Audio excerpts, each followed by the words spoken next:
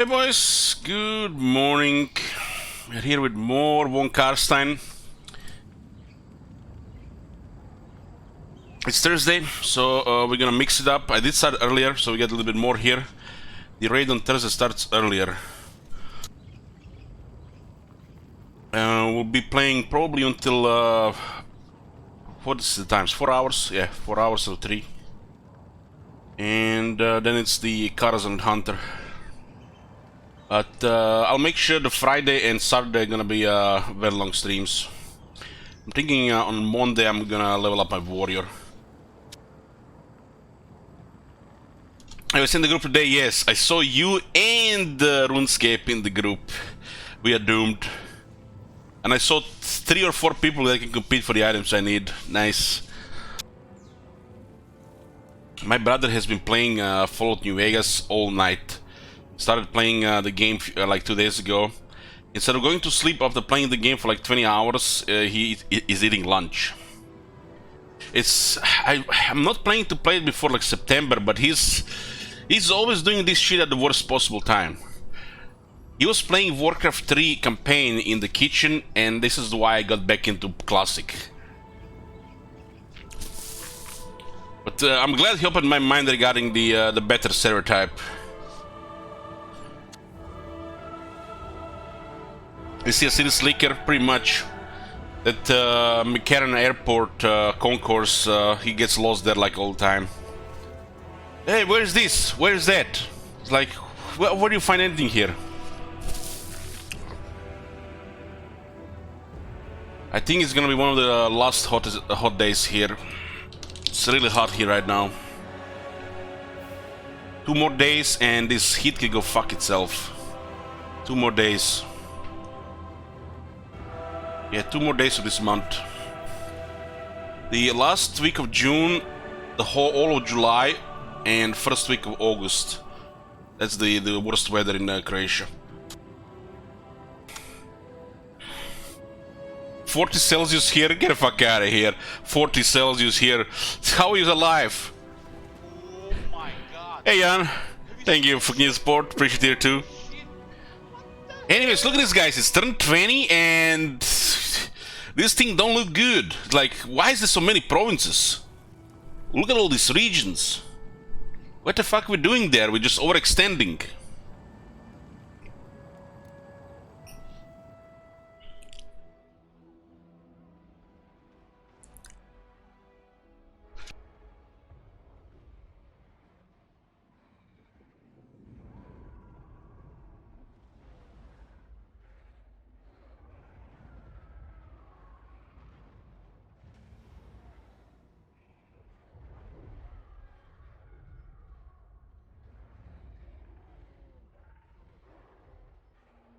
Turn 20 critical mass reach, time for a new campaign.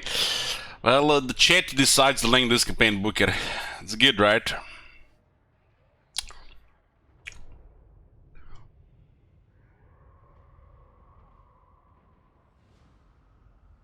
So, if you guys missed it, this campaign, we just have a couple of house rules, no certain spells from Lord of Death, Lord of Shadow, and Lord of Empires.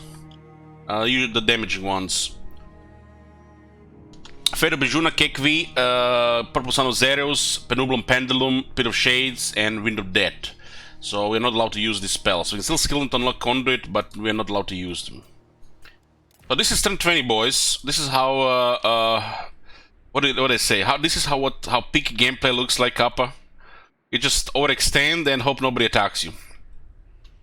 This is so fucking stupid if you ask me, but you know. It is what it is.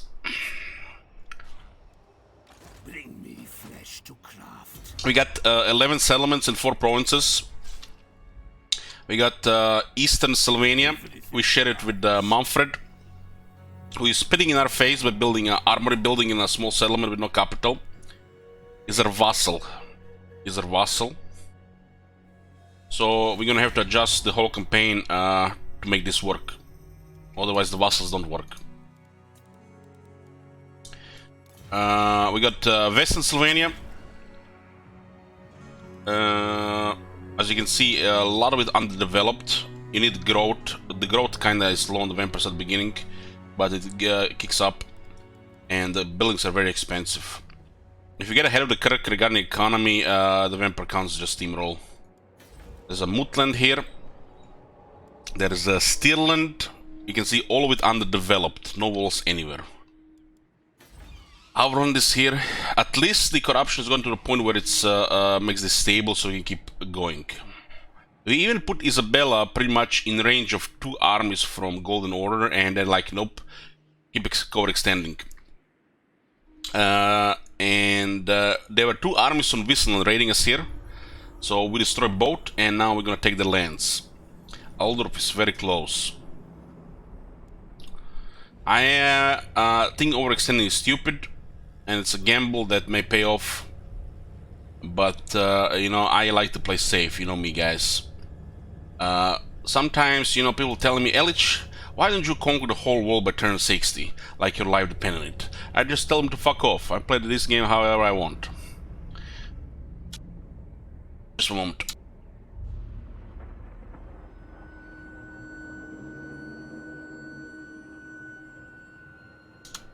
Okay.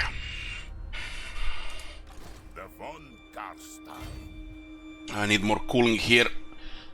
Sweating already. Cool me. Oh guys, I want to tell you something. There's been an update from the Windows and the graphics at the same time. And I don't want to jinx it, but it looks like they solved the issue they introduced 4 months ago. My PC has been turned off all night. I've been playing WoW for over an hour, and I am here, no crashes. They finally got their shit together, Microsoft and Nvidia, so they can support dual quad resolutions without the system crashing at the startup. So they still work. People still work at these companies. They don't just you know, sell you stuff. In before crashing, 5, 4. Yeah, let's go. Hot fix. This is a cold fix, man. Cold fix.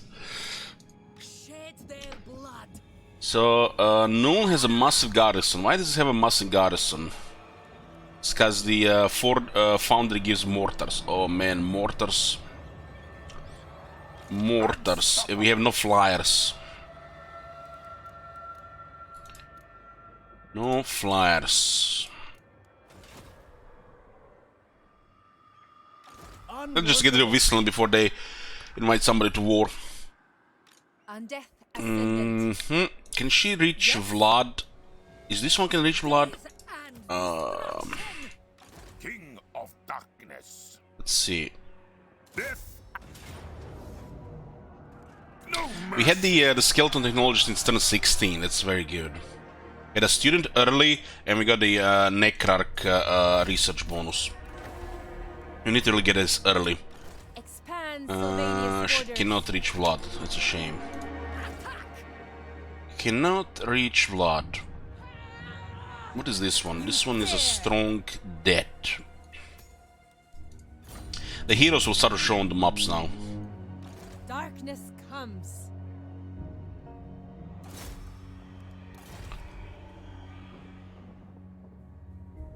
Rank 14, huh? We did wait for the campaign stuff first, right? Yeah. Massacre them. I need to keep ogres for a siege attacker. The plan now is to take Wisland, and then if nobody attacks us, then we'll attack another faction. If nobody attacks us, then we're gonna attack another faction, and yeah. All it takes here for 2 factions to attack us and lose half of the stuff we have, because nothing is defended.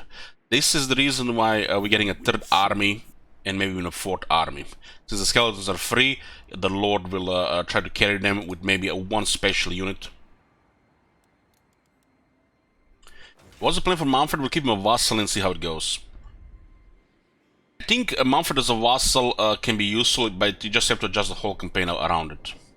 There'll be factions targeting him, but you know, just kill them. He provides extra corruption, next to military presence. It's kind of like a buffer. It's almost like you have a nice empire. There's a big tumor growing on one side, extending into one direction, but it's not a malevolent, malicious tumor. It's a good tumor, you know. And some other factions might cut it off, or you know, it might even grow even further.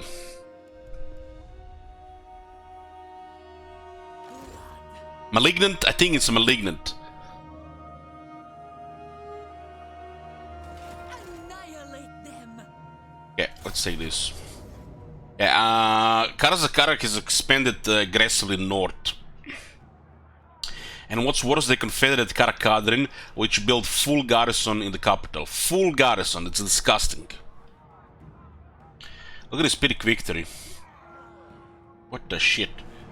They still don't have technology against the undead. We haven't met any faction so far that had technology against the undead.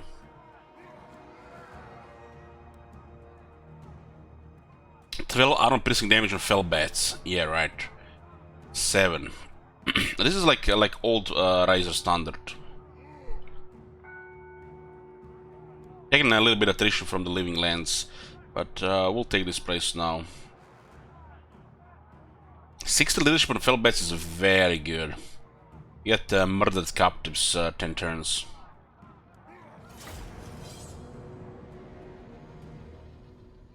And they could be fleeing from the Grimgor, yeah, they could be.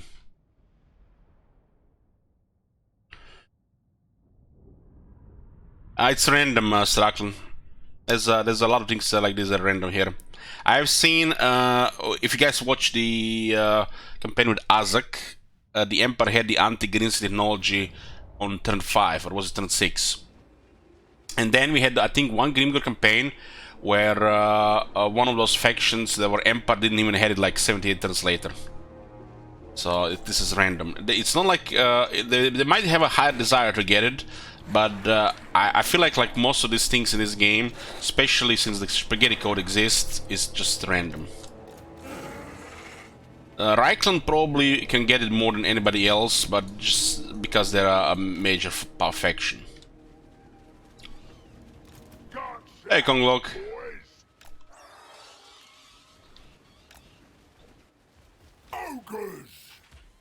How big is an ogre compared to a vampire? Huh. It's almost the size of his foot, his leg. But the ogres are big. What about compared to Isabella? I mean, Isabella is almost the same size.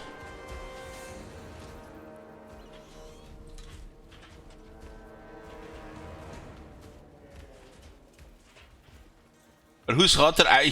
Look at those nipples, guys. Piercings as well. I can't believe they showed this shit on a family-friendly game. In the Gwent, they even removed all the nipples from all the female breasts. You can't even see nipples, but you can see the breasts. They finally put Elich in the game. I don't know, man. Now they're missing more hair on the face.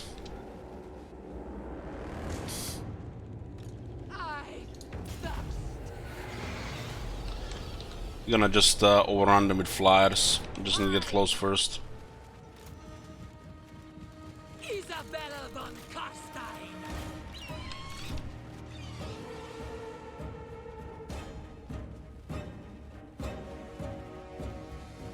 I don't think they're allowed to show female nipples in a video game.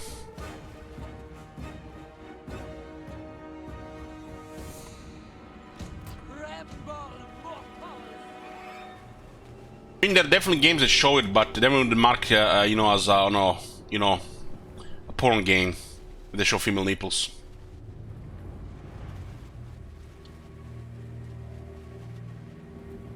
Witcher 3, well, the Witcher 3 was in many articles, you know, considered the, borderline porn because of that shit.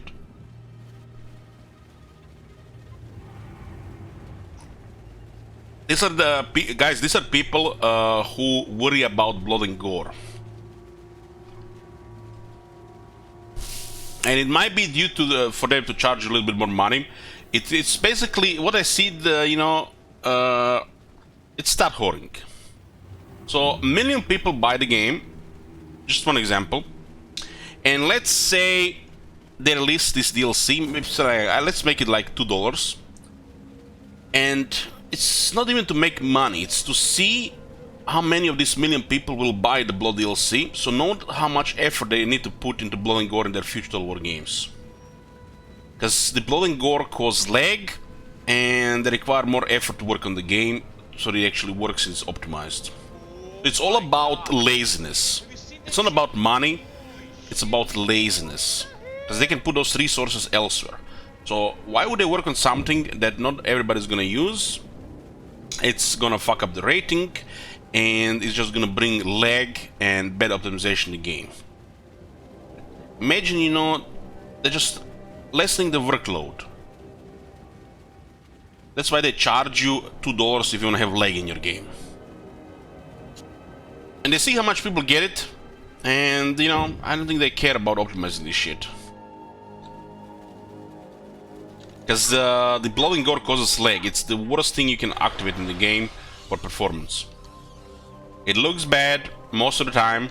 Artillery shots on it look okay, but everything else looks bad with it, especially melee, and the way one terror gas gets hit by an arrow and it's full-blooded, or a skeleton, and shit like that. It just looks bad. I mean, look at this perfect face here. The moment she enters melee, even if she doesn't get hit, she's gonna have a full in chocolate, like she's a baby in the kitchen without supervision. Isabella von Carstein. It is done. So if you guys want a lag, buy Blood and Gore. We currently use it to see if the performance is any better, but in most situations you just lose so much FPS. In some situations you use double. Like, just cut your FPS in half. That's Blood and Gore.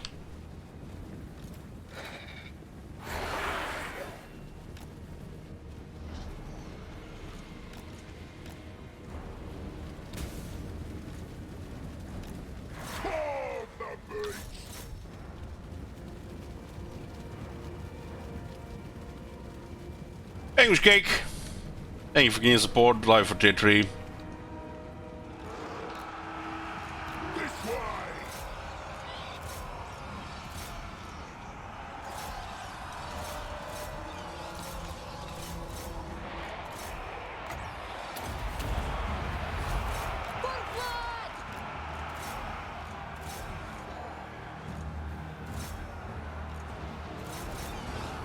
We have here Miasma.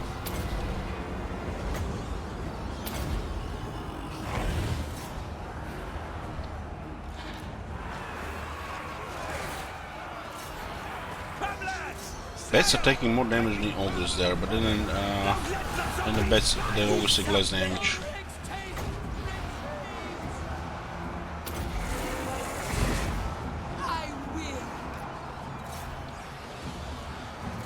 They have rank 6, so they can't really just break them through.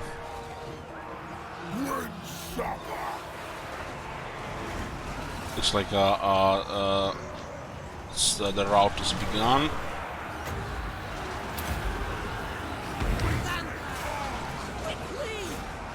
Like Vlad, Isabella is more defensive. She does less damage, but it's also much harder to hit. We surpass Nagas.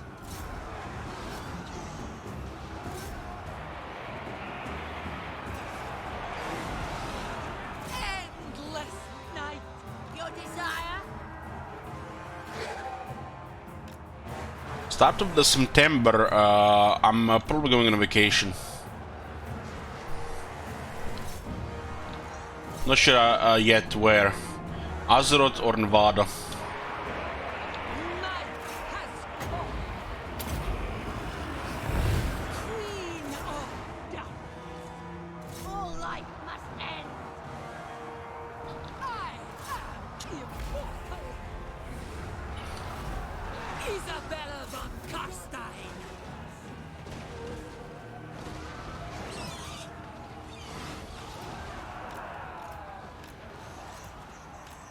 And these bats are actually starting pretty good without their most important technology. His lady.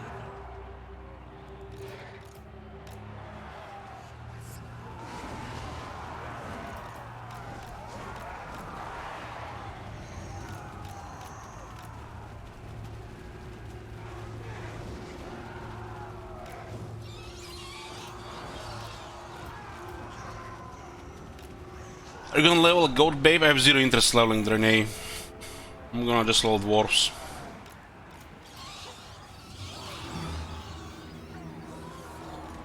I might get a warrior to Outland by Sunday. And then just level warrior in Outland. Start selling tanking services, get rich. Kappa. Fine. Hey, Rumi.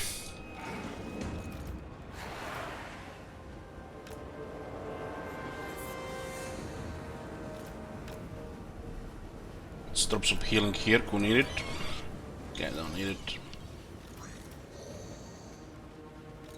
These are so easy to heal. That's like one upside of having low health.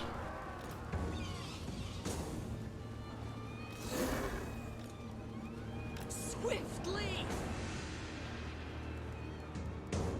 Take it all!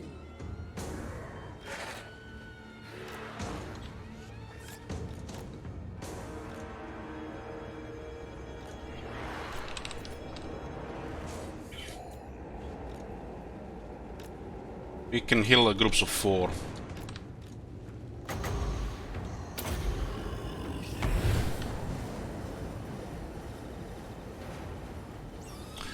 I'm just kidding. I know I would never sell things, or else they're just stupid. Bring us meat!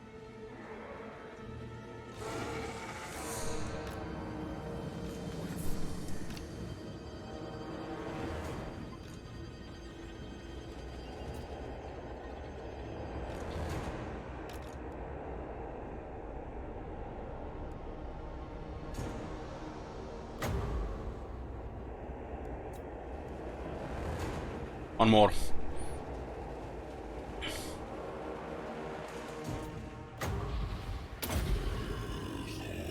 Invocation of Heg is resurrecting dead combatants that died in this battle, and not raise the ones that died before entering this battle.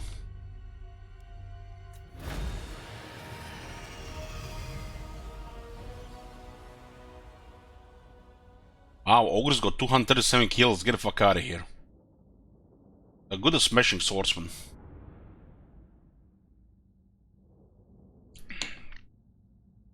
These guys are not fighting outnumbered, they actually do pretty good. There are 24 of them after all, right? They're not trolls, but more numerous with less stats.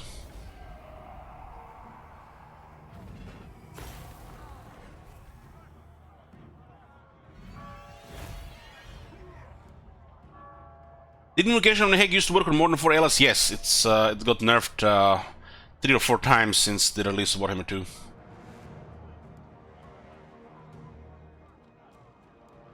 It's still very strong due to Resurrect, but it's not as overpowered as it used to be.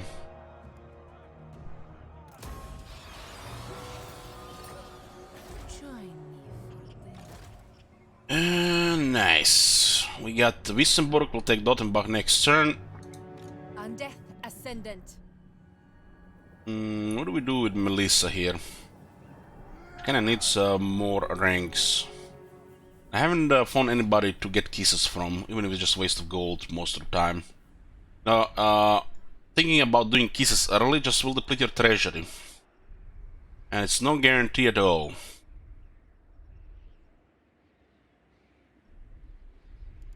But getting one with a skill with wound does make a lot of sense. We are working on getting more heroes. We did awake Lamian gifts. We got Lamian gifts and we got Necrarch. So we have 2 unlocked with 1 extra kiss. It's turn 20. That's 7 on turn 20. It's ahead of the curve, if you ask me. Everything dies.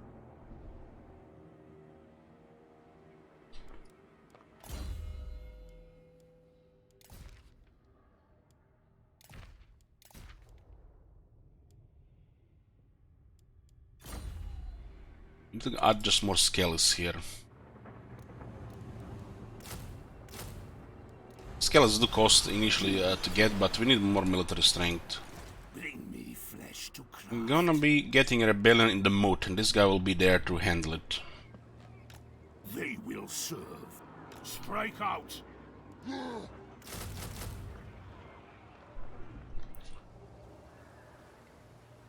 Skeletons have no upkeep, makes them the best early game unit, and increases our military. Vampires don't need much regarding military in the early game. Just need basically a bunch of meat shields with a couple units that can do some damage, like the Black Knights or the Vargeists, or a Grave Guard or two, and support everything with magic, or a hero. Descendant of Bathory. We do have trade with Manfred 359, its bug doesn't grow, and he's paying us 3 with the 189 per turn. I thirst. Hmm. Go on. I don't think I want to put any money there. You're gonna get this, otherwise you might get targeted. There's a random declarations war will happen. We are not gonna be able to hold this for long. Lore Keeper. Lore Keeper, huh?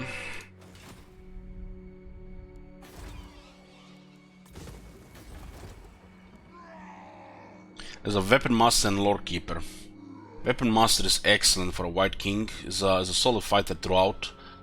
But we'll be talking about Lore Keepers. Get that massive research and try to pay less on the construction costs. It's gonna be our first Lore Keeper, I think. With a couple of Lore Keeper lords, these things will be easier to use. Then we have heroes around, so we can actually stack these bonuses.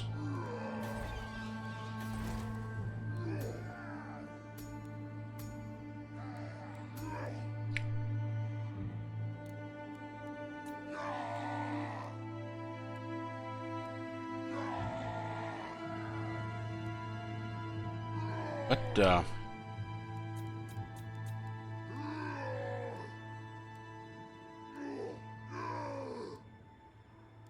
why the hell do we have 2 White Kings here? Almost like they added another type of White Kings in the game. Is this because the new guy, Kevin von Lloydstein, they created him a special White King instead of adding other ones? Why would they put another type there? You can only get one. It's confusing. White Kings are incredibly powerful undead, almost as hard to destroy as vampires. So if used with dark magic, their weapons shimmer with baleful energy. For the most revered ancient warlords, that was never the end. They should live on. I guess if this guy gets well, this guy is a hero. Shit makes no sense. If he's immortal as a hero on turn 1, it just comes back next to the force. Why does it have to be created a second top here? This makes no sense to me. For a lord it would make sense, cause the lords can be benched, but heroes cannot be benched. And you can have only one of these. Okay, let's get the Lord Keeper. Weapon Master is fucking hot, but let's go with Lord Keeper strategies. Weapon Master White King is fucking amazing. But you only get one. You get the broken trait, you get an excellent campaign trait, and you get perfection. Okay, I get the Lord Keeper. I mean, you could debate if Weapon Master Discipline is perfection. I think both are. Because this guy can do ridiculous damage and getting extra 8 attack. You know, it will just make him. It will make it actually just more than a tank. This is just a better Tane.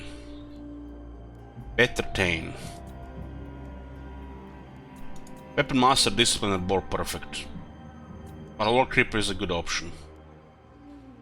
Devious, excellent campaign option as well, man. This I just love it how the White Kings have such a nice selection here. They have some broken shit doesn't work, but they have some really nice stuff. It's amazing that not just discipline is you know, a thing, you know.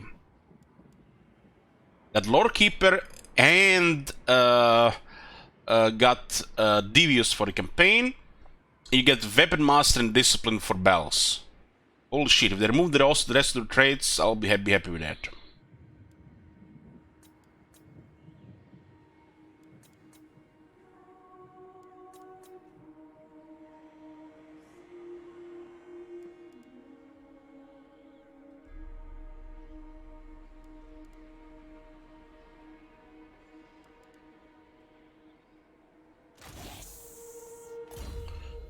Lord Keeper, huh?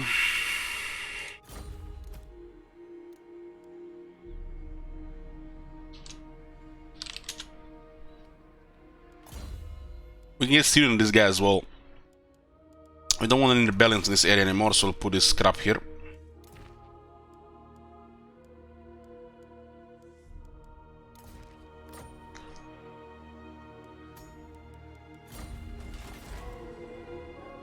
We'll be moving this guy wherever needs building, especially higher tier. Let's attack this and then consider what we're gonna do with the rest of the funds. You dare.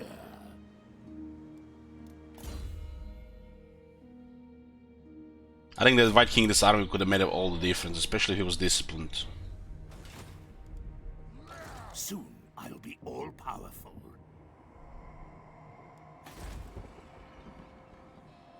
Now that we have added this thing there, we're going to remove the file cairn, as we can only get one. This building is useless until it gets tier 4, and it cannot get tier 4, so it doesn't serve any purpose. We get Black Knights elsewhere.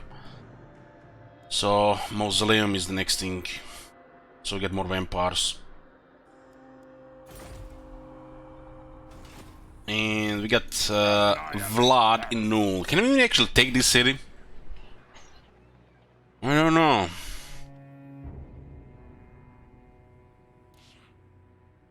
This looks like a disaster level shit. Shed their blood.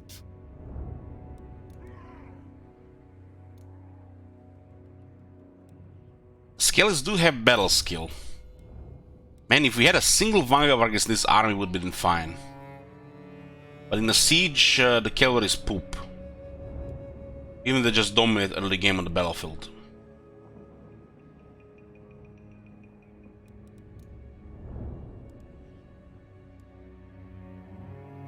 I have to rely on Unliving Host and healing. But honestly, it does not look winnable, guys.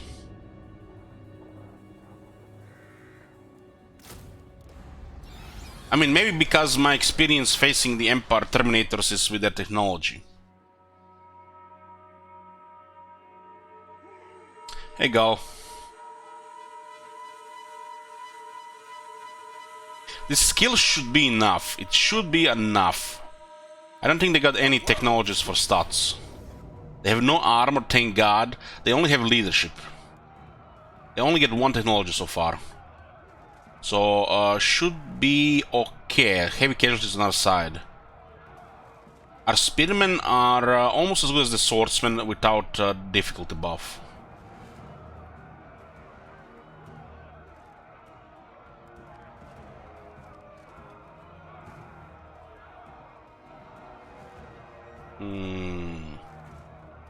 Should be fine. Should be fine. We don't have hunger on Vlad, right? No, but we do have the Unliving Host.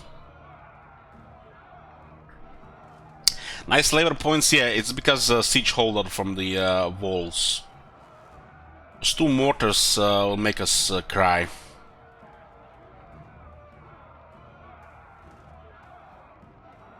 The region is weak, so we lose 20 power. So instead of having 65, we got 45. Well, I'm not sure if this is a victory. Not 100% sure, but I feel like it could be.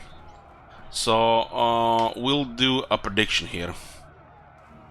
Because it's so hard to compare the vampires without them just getting stomped in melee by the Empire. And this is that part of the game where it actually still works. And this is the reason why we have skeleton warriors in the army. Because we have unlimited hosts, the enemy doesn't have rank 7+ yet, and they do not have technologies or the anti-vampire tech as well. This is the only part of the game where the skeletons actually could do something. But still, they are no match for the early Empire infantry. They can only match spearmen, regular spearmen.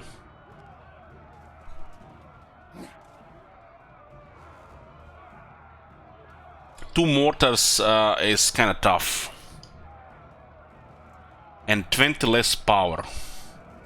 If I only had one warriors in this army for a siege, I gave all the flyers to Isabella.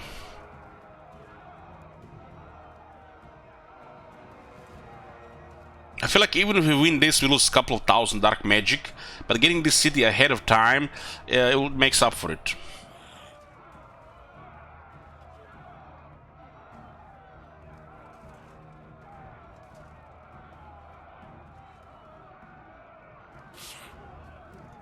With the old Dark Pact, this would probably be fine, as we had extra 10 leadership.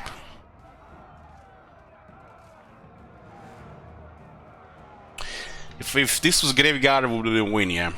Graveyard is really good for against this shit.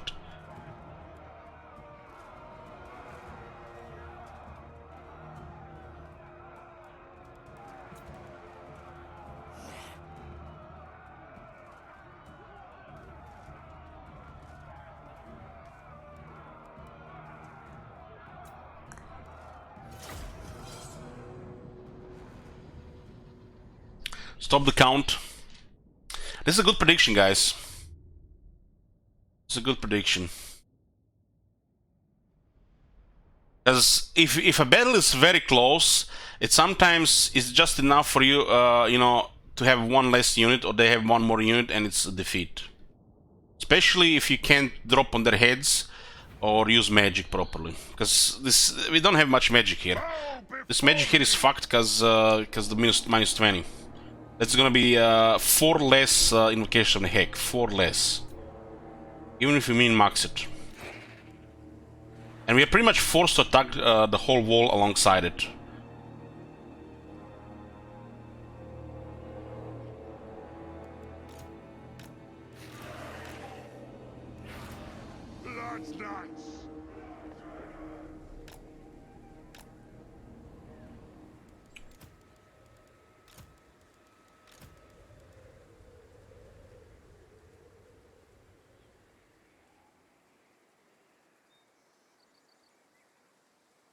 I'll keep 2 spearmen in reserve. Better go white because of mortars. Thank God it's not tier 3 towers.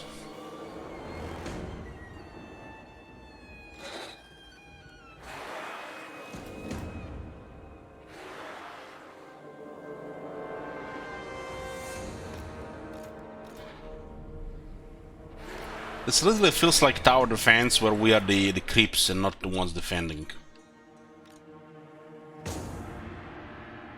Mortars will target this unit. We need to send this unit on the ground.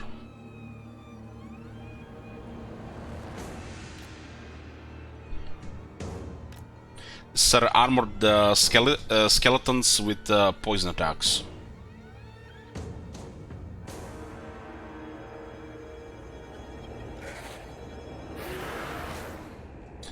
I feel like there should be one at least here. Maybe they put the wrong units here to answer this.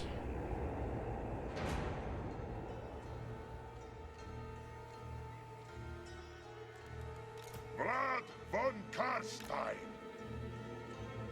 Ashmings, what are the predictions so far? Fire has put 150,000 shekels on iron, not fire, my bad. On victory, holy fuck.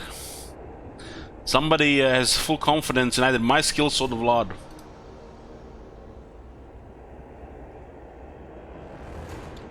These units are not expandable, because this means as they die, the army losses build up. For some reason, they didn't give them expandable. Vlad von Carstein. Can't believe the clanrets are expandable, but not the skeleton warriors. And clanrets are better.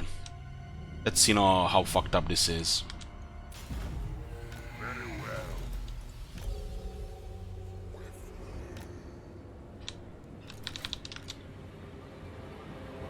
With haste.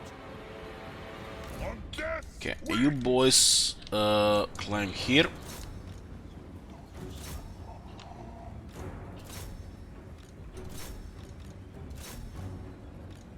Now, stats are on our side. I don't believe they can beat us. It's just that bush technology is messing with my perspective here. Fuck off with those mortar shots. What the fuck? If I only had one fucking bat to kill those guys. Lord of the dead. Very well. With haste.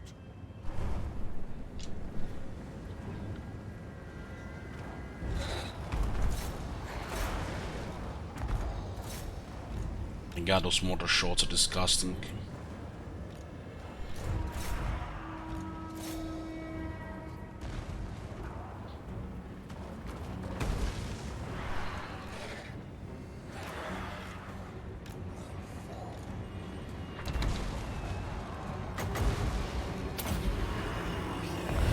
It is done.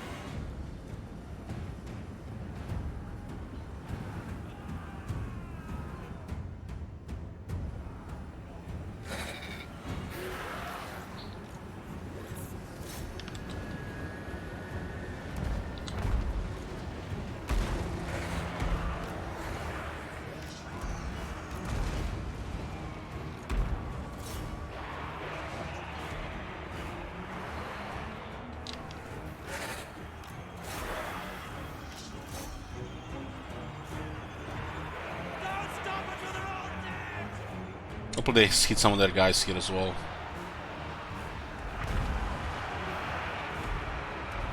Man, those guys are so accurate! Rank 0 mortars, my ass! These guys are rank 9 in disguise!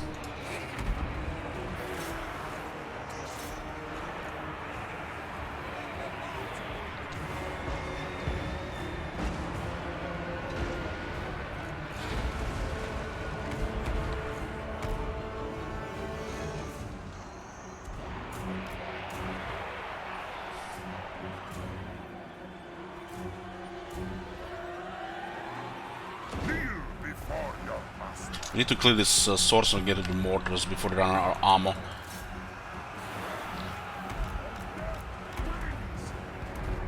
Blood has to help killing here, we're not gonna kill them here in time.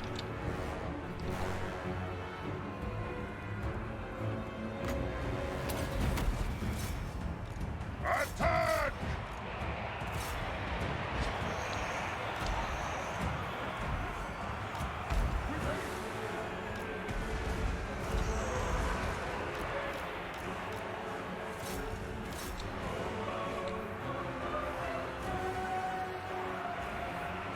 Can you even get a Blood Knight scene? Not right now.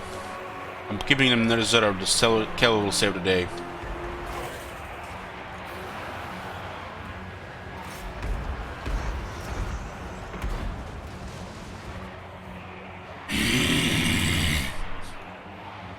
What the hell, that mortar, man? What the shit? It's rank 0 mortar. Vlad von Carstein. Got him on this side of the wall at least. Can't send the warriors against the knights. The Emperor Knights will kill them. This world is I need to just attack from the right side, from the other side. Because this is a bottleneck right now.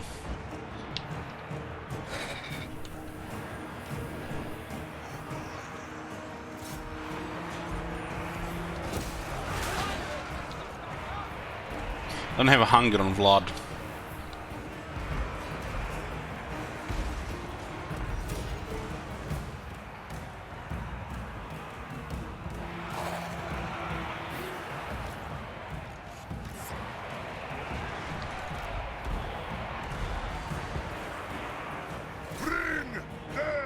Babies, let's go! You're in! For Sylvania! What away, peasants!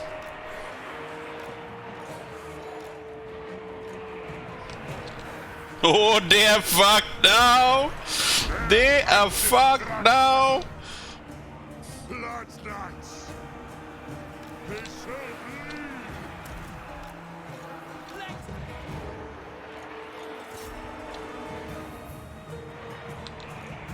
The world is mine!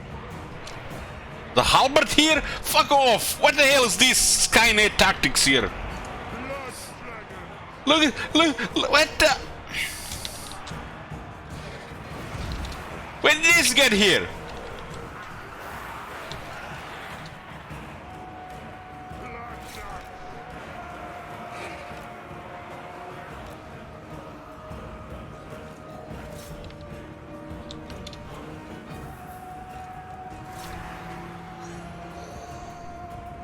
I have to stop them with blood here. Bring death!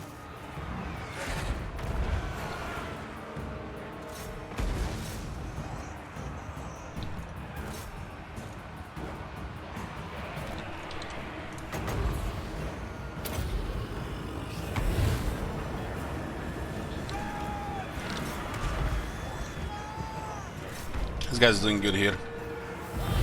Gonna need some healing. The wall has been overrun on this side. Makes all the difference. 3 spears should be able to handle those knights there. Okay, we cleared them here. Swiftly! These guys have done enough. They're just gonna get killed here. 300 dark magic wasted. Give me a grinder here.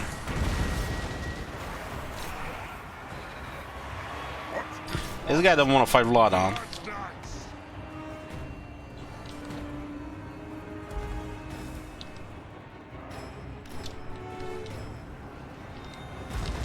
Let's go, boys. Just go around. Just go around. Screw those halberdiers. Okay, we got him before they used all their ammo. Master of They're sending another halberdier. bloods is cold!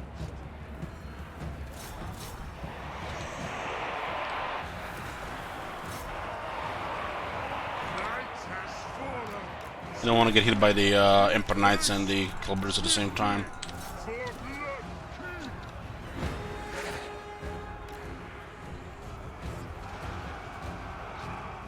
So they're still keeping 3 units there. Yeah, this side is clear. Mortars are nearly dealt with. Give them some heal here. Don't need to send help there. It shall be so! Oh, terrified, nice. Well, there's terror. Can't stop!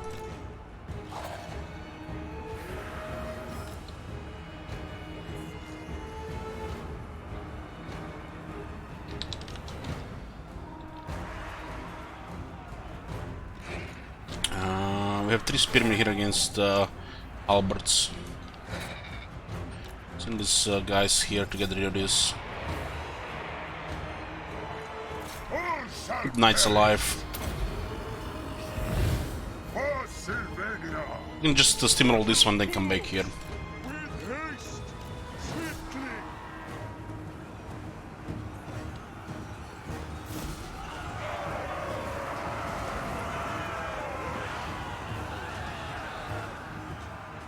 Terrified? Terrified? This is not getting terrified. What, immune psychology? How is he not getting terrified? It's bizarre.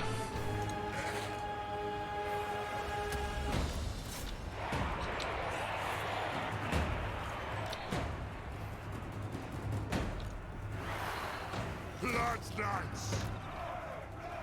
With haste!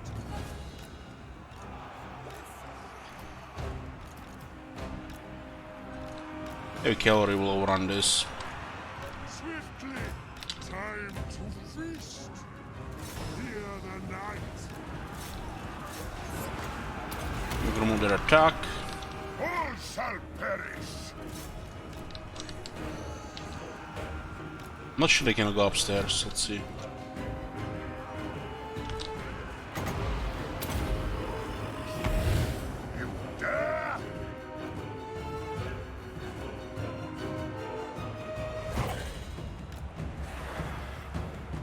Not even gonna lose a single skeleton here.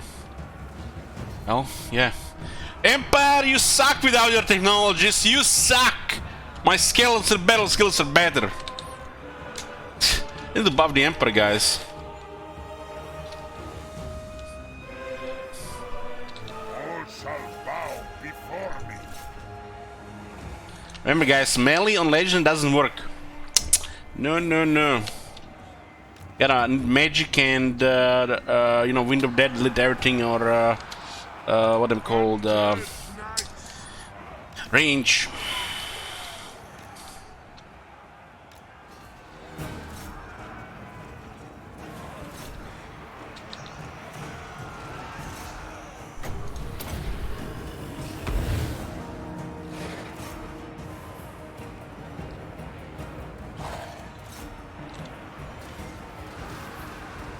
Cow doesn't work either, yeah. There's a famous YouTuber, you know, made a video. Now everybody's spreading the gospel.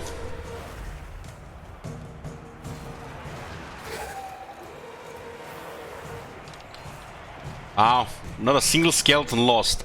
Guys, I have to be honest with you, I'm a little bit surprised here. Hungry for Unlimited host for a win.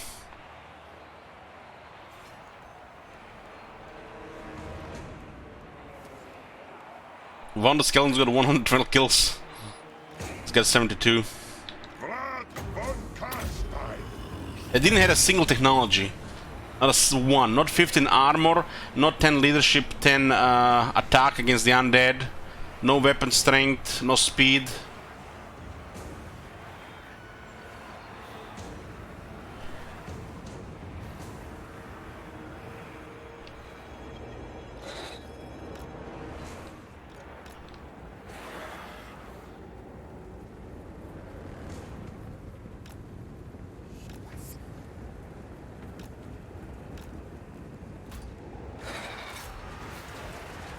Where do you think you're going?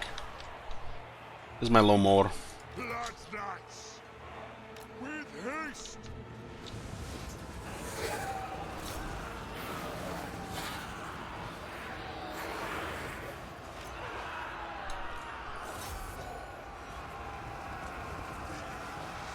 The gods have abandoned us!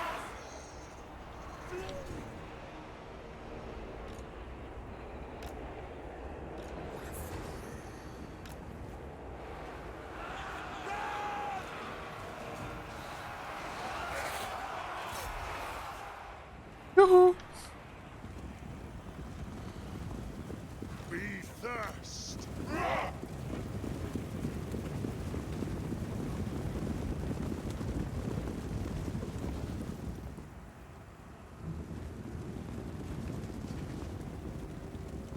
High 5P should have been better here than on the other unit.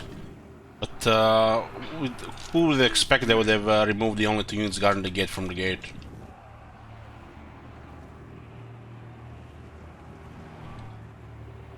Blood von Carstein.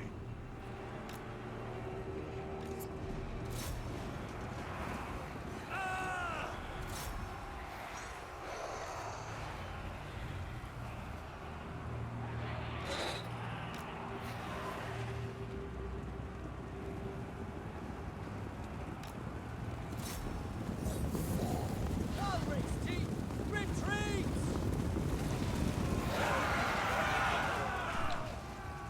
The gods have abandoned us!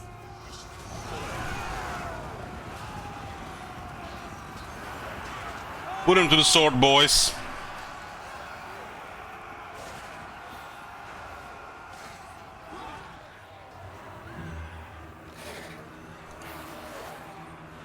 Blood knights.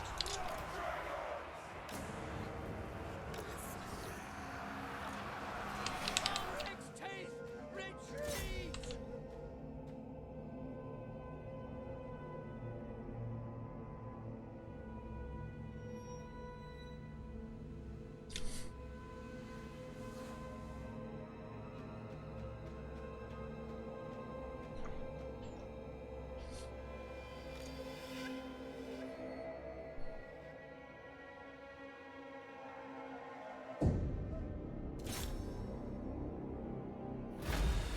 Close victory. Nearly had us. Lost 896 skeletons and a couple of empires. Congrats to the big winner there, IR40. Won a lot of shekels here.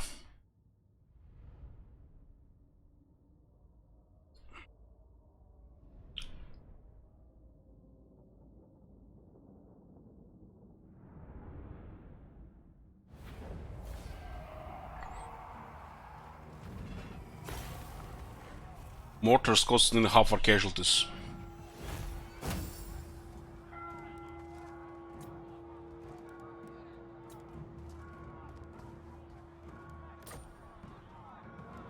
We've taken Nuln, turn 20.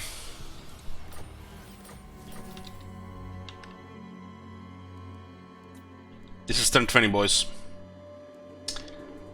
Don't recommend it though. Don't do this at home.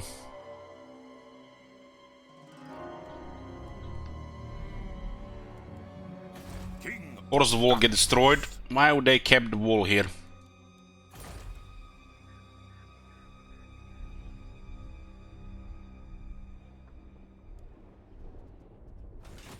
How do Blood Knights compared to Grell Knights?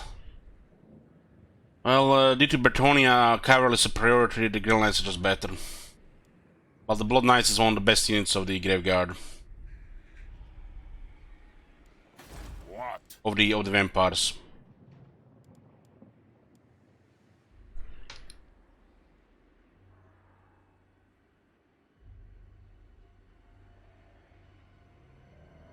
I'm still home with the Blood Dragon Order and an honorable martial order until Valak Harkon visited.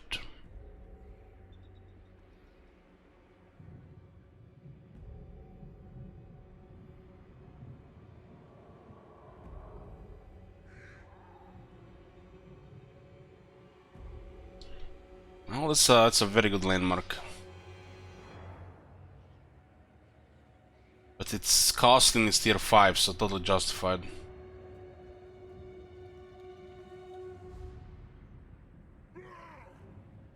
That's how you do a tier 5 landmark. It should be like the golden standard for tier 5 landmarks. Not that poop in what's it called? Nagashitzer.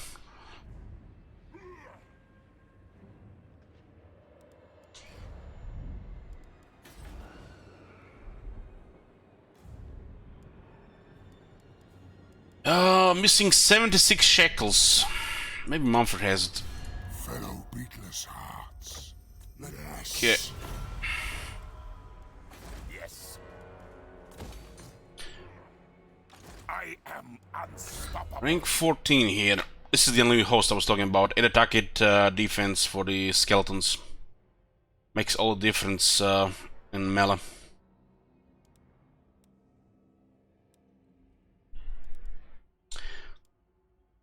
What would make for a very good tier 1 landmark? Depends. Depends on the faction, you know, start of the game. Just so many factors. Because the tier 1 landmark has to be fucking amazing for you to consider building it instead of a building you actually really need on tier 1. Because there's a limited slots. Because, for example, Castle Dragonhof has tier 1 kind of like a landmark, and this one is pretty amazing. Like, there you go. It's not even a landmark, it's under military recruitment for some reason, but there you go. Just because this city it has more slots. If this city was 8 slot, this wouldn't be as good. I am invincible. Yeah, that dragon landmark for sure. For sure.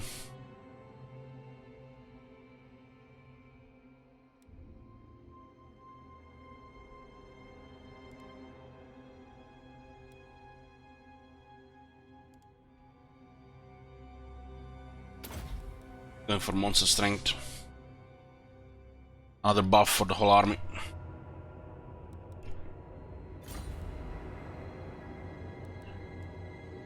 You get a pile because of the size of the garrison. So if there's a large garrison, it creates a pile, but if there is a small force garrison, it doesn't work. What the fuck? It checks for every force.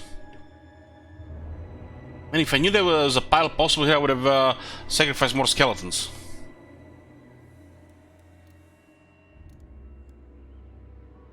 Because I swear there was a big garrison and a single guy garrisoning, and I didn't get a pile because of that single guy. But if you attack the city and the main force is the garrison over 14, it works. It's the same shit that's bugged with post-battle loot. On the options, you attack an army. Let's say you attack Archaon, and he's reinforced by 3 armies of Chosen, like ridiculous amount. And you defeat him, and the post-battle loot on the click button there just only counts Archaon. It doesn't count the other 3 armies. It's the same shit looks like for the piles. It does not count the other factions. That's why it doesn't work for creating piles. If there was a couple units in this city, it would not have created a pile. I'm pretty sure. But since it was at 19 units directly attacked, it created a pile. 2600, that's a solid pile, but you know, we could have been better. It's a good location for a pile. Piles are the battle side markers. There's a criteria to unlock them. It's a hidden mechanic of the undead, because the game doesn't really explain how it works. So you have to science it yourself. Of the dead. Countess of Sylvania. Lord of the night.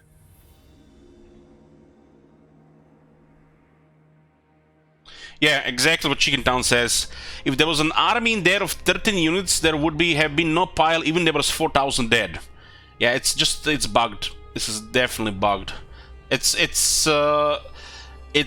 follows the rule set, which in some situation makes no sense. And this is the perfect example.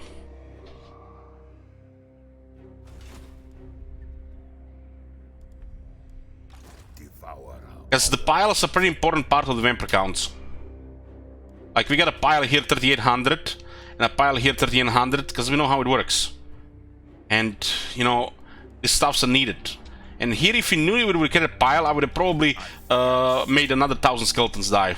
So you get another 1,000 to this counter. But, you know, over time this shit gets changed, over times you forget. So you have to remind yourself. There's so much, you know, stuff like this to follow. And this thing gets changed over time without you even getting warned about this shit. Because, you know, they don't push this stuff like this in patch notes. Cower before me. Undeath Ascendant. It's probably not even intentional, the changes. It's probably just bugged. Or that just changes randomly. Yes, my sire. Bow before me. The von Carstein. Dance macabre. Oh, we don't have movement. Oh, next turn. Unstoppable. Okay, technology. We're working towards growth, income from repression buildings, growth, income from cities. This is a good income increase. This 2 and this 2 are kind of critical. Should be unlocked sooner rather than later.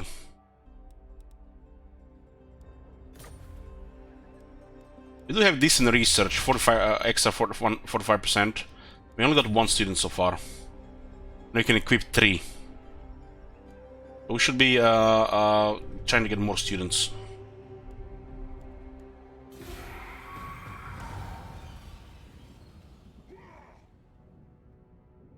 We have a clear road to Altdorf now. Noon just leads directly into Altdorf. And we could even do a sneak attack.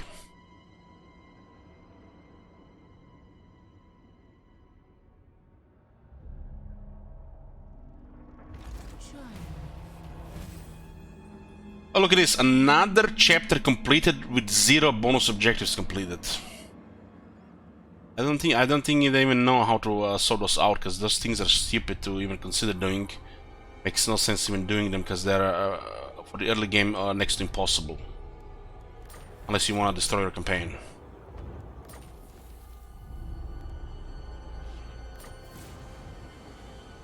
The long night. Now is the time for fell-beds to blot out the sun, for gloom to fall upon the lands of the living, and the long night to begin. The von Carstein's dominion shall extend far and wide if the prophecies in the Liber Noctus are to come true. What are the objectives for Chapter 3? 3 assassination missions, possible, because 12. Units, possible, this is fine. Maintain at least 25% of the following corruption in the specified provinces of petty corruption. What in the shit? All of them?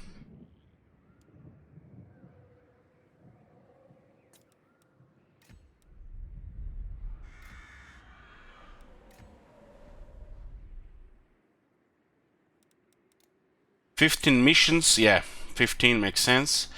War at 5 factions. We've been managed to not get many wars. This is a good RNG this campaign so far. If you do more of this type of more of things like we did here, it did the Auerland did force our hand to expand here early because they attacked Manfred, our vassal. So we got rid of him before we got to Stilland. So we got here early. And the fact no other faction declared on war on us or hasn't been invited has been, I would say, like 8 out of 10 luck, close to 9. 8 out of 10 luck. This is a luck factor here. It's very good RNG, because if the moment one gets declared war, it has a increased chance of inviting somebody to war. And if you get 2 enemies in a situation like this, you're basically just on defense and not further overextending. The fact nobody's attacking us here is a little bit weird. It's suspicious, I would say. And once if you're the ones directing all the wars, it's easy game is alive. But nobody's attacking us here, which is a little bit strange. The Wisland did raid us, and Karakin did raid us. The Wisland was probably about to attack us if we moved a little bit out of this area, and we attacked them first. So we are like, it feels like this campaign, not only we get a little bit lucky with nobody attacking us, it might be due to Manfred being a vassal. Because unless they attack us, they're not gonna attack. Unless they attack him, they're not gonna attack us. And the factor that we actually moved immediately in a faction that was about to attack us. This does not happen always. So this amount of progress in this short time, it's unrealistic, and it's on the pushing side. Since the expansion into Stilland after Wisland, now into Wisland after Stilland, even if side area gets stuck and we lose a couple of regions, it does not matter anymore, because the progress has been made where a third army can also guard these territories now. It is definitely a little bit suspicious, almost like the AI desire to attack the vampires is lower. This is unusual from my usual vampire counts experience. But like I said, this could be RNG. I say like 8, nearly 9 out of 10 for lucky here. Because we've been overextending. We've been overextending instead of building up. Because we can do it. Especially since Isabella got changed. We got extra corruption, less rebellions. You can totally do it. I mean, look at this. Abraham is tier 1. Woodbad is tier 1. And we keep tier 2. And we just got a wall. We keep moving here. We got literally half our settlements out of walls, and nobody's declaring war, which is a little bit strange. But when you look at this, they have an enemy, they have an enemy, they have an enemy. These guys have 3 enemies. Non-aggression pact, 3 enemies, enemy, enemy, enemy. Everybody is busy. The only faction that wasn't busy for a second was Talbeklan. Talbeklan was pretty much the faction about to attack us, but instead of attacking us, they Hochland declared war on them. So everything just went ideally for us in diplomacy, and if we are the ones attacking, it's just easy. But this whole campaign can be on fire if it goes the other way around. This campaign is a really bad example for this shit here. But this is that one time where you're actually overextending because nothing is happening against you. And this is that time when you're overextending and you're not getting punished. And that's why we're actually doing it. We just keep pushing here because nothing is happening. We are allowed to overextend because nobody else is harassing us. And this is an example where when you should overextend instead of just build up. This is a little bit too good. Yes, boys. I'm just gonna get a coffee. Long day ahead. The world will drown in blood.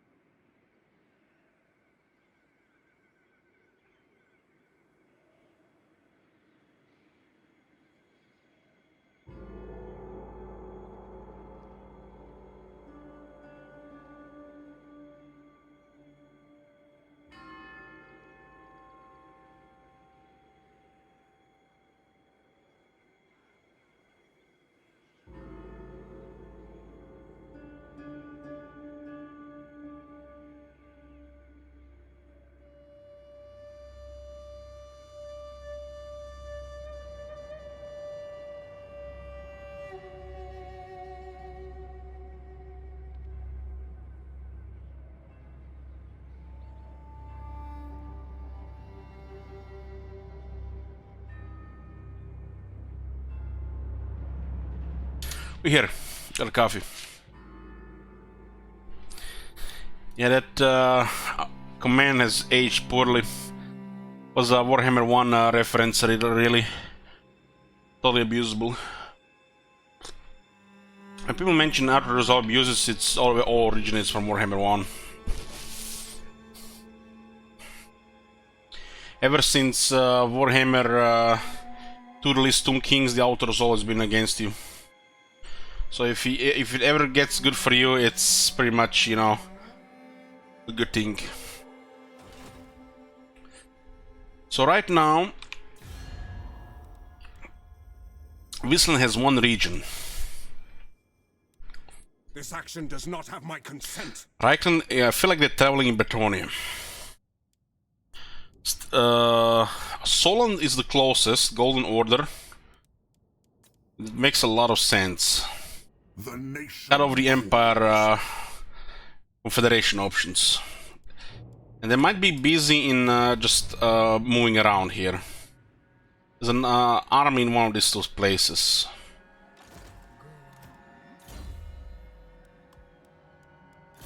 Let's see what exactly is going on here. Dance macabre. Servant of the faith. Speak.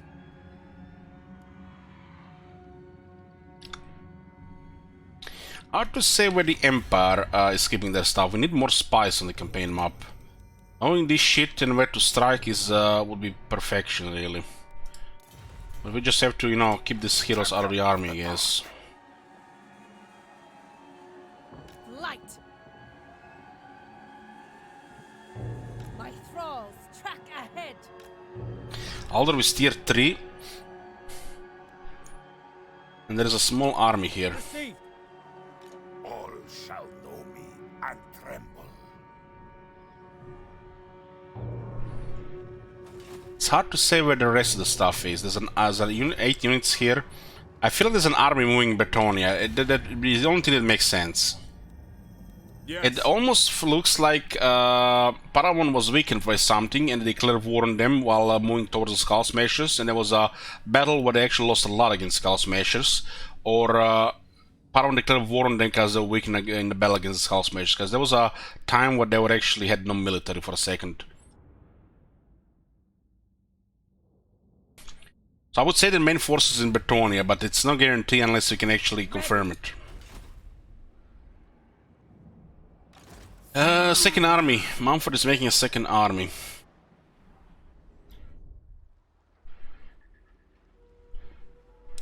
Okay, finish this off. This will be the end of these guys. Close victory, yeah. Low casualties. I don't think so.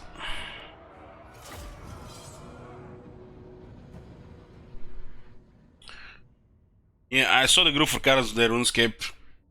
It's 3 of us together. It's almost like somebody had a invisible hand influencing the groups.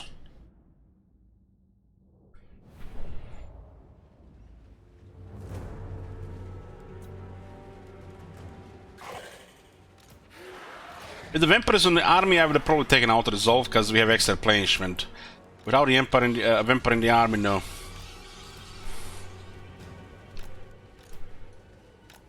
I am immortal.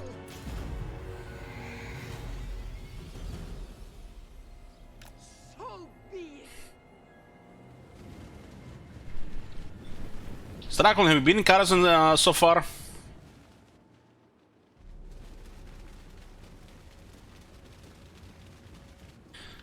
What is this? Fu here, I warned you about leaking shit here. Ambush. Okay. Fu here, clip this, let's see. Failed? I've got your back. No, the great swords. They didn't show that one either.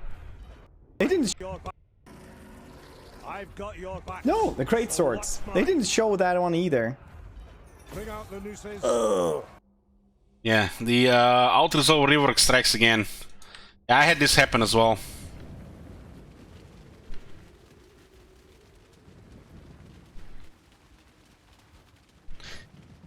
Using ogres and cheating, by the way. My bad, I'll just ban him right out of battle, okay?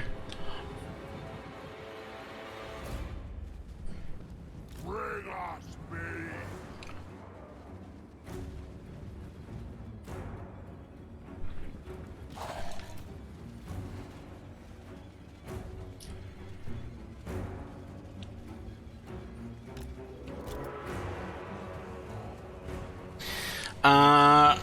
The curse of undead invocation here can only target undead.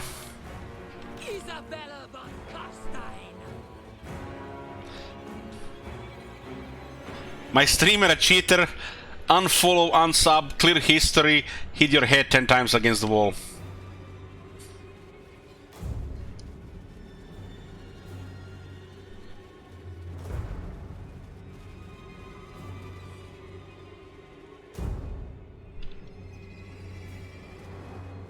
Starbrand Coke says, I only watch because he cheats.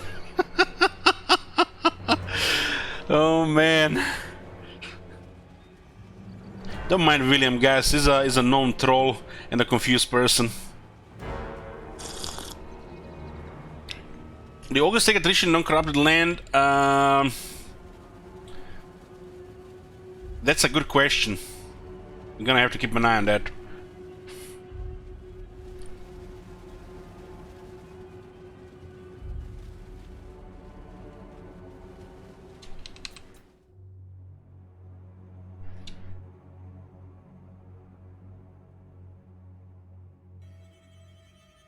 Sending skeletons first to just overwhelm them a little bit harder. I thirst.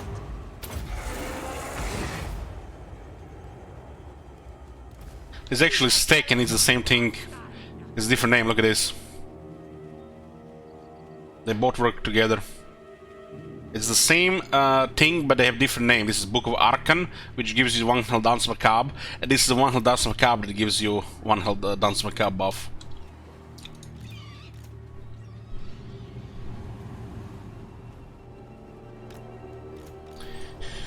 Well, they probably assign ogres under vampire counts units, but not Isabella. Let's see.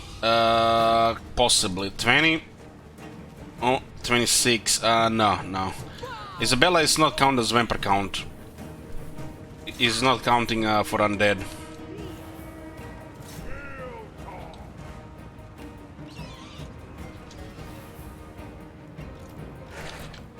There's been a bug in the game for a couple of years now.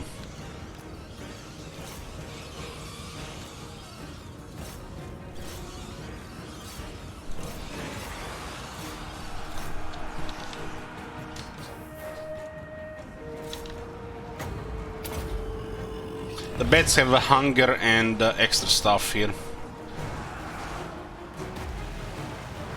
Isabella von Carstein.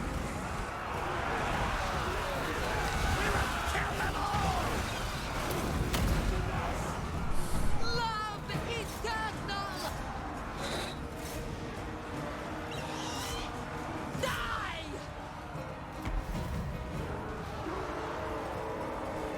Hey, Cogis.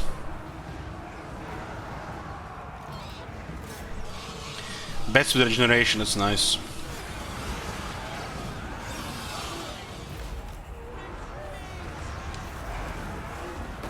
Does feel like they're moving faster at all time now. Instantly stop, wow.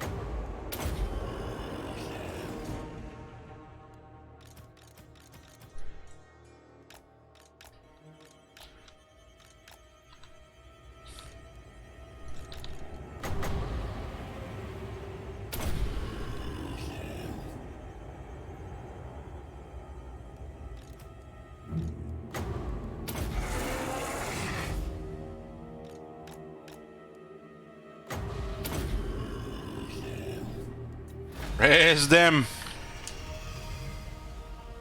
The bats were all the flyers and the bats and the flyers in general were always strong in Isabella's army.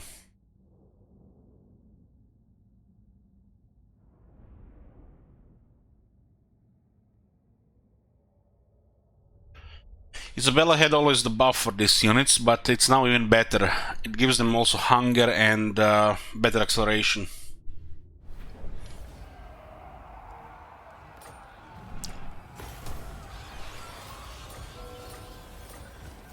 If you miss the all the skills, you can check the first part of the campaign. But now both Isabella and Vlad have this unique line here.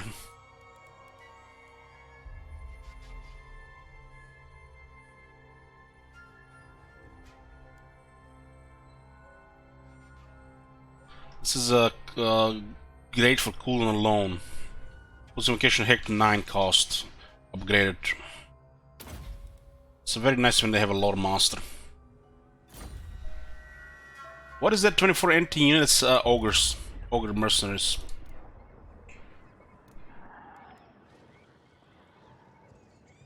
And they don't take any attrition from Vampire territory.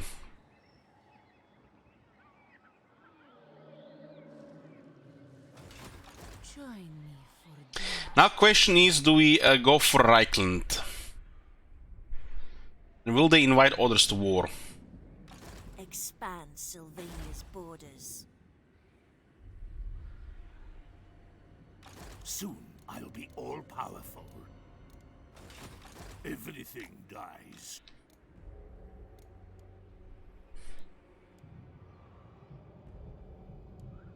Yes, you will be rewarded. For the wisdom of Valea. Darkness comes.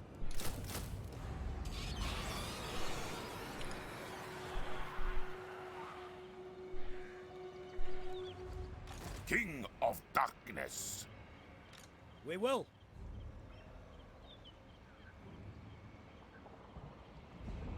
This is Reichland, this is Talabekland, and this is Golden Order.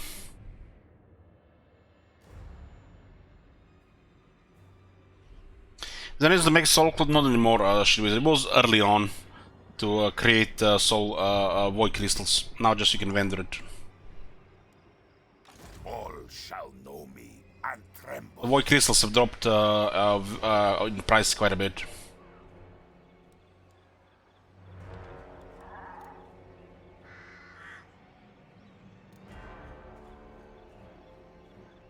I'm considering attacking Altdorf here.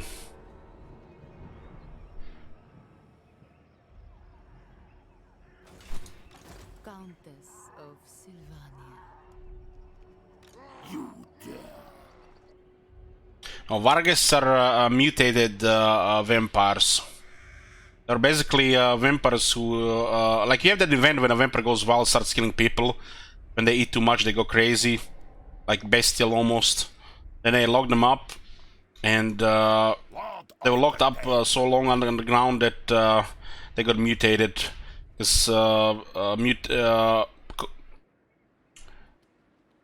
Warpstone tainted water got into them, and they got became mutant vampires. I am unstoppable.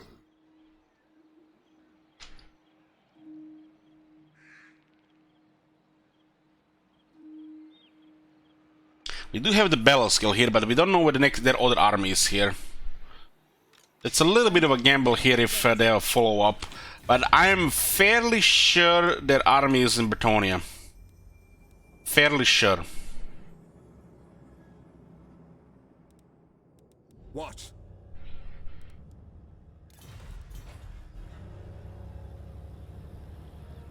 Received.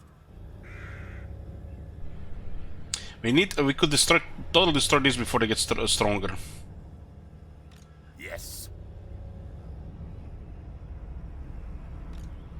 Isabella is one turn away. I thirst. Cower before me.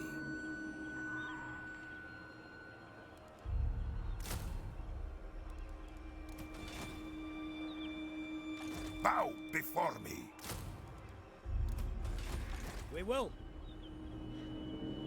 The world will drown in blood. Speak. Here we I go, will boys. hear you now. Be warned, my mood is dark. War with Reichland, turn 21. The von Carstein. We are basically adjacent to Reichland now, with 2 provinces. We are not building up anything right now, we just continue to destroy the Empire. I mean, we are creating the Eternal Empire, even better.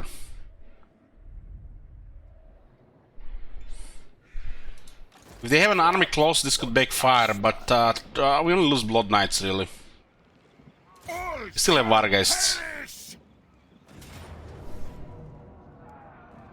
They don't have technology against the vampires. They don't have extra armor technology.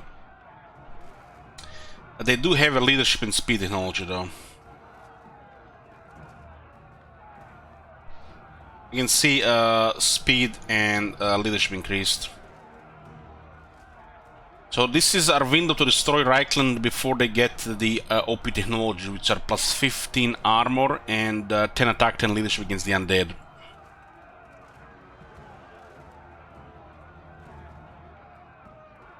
Six halberds here.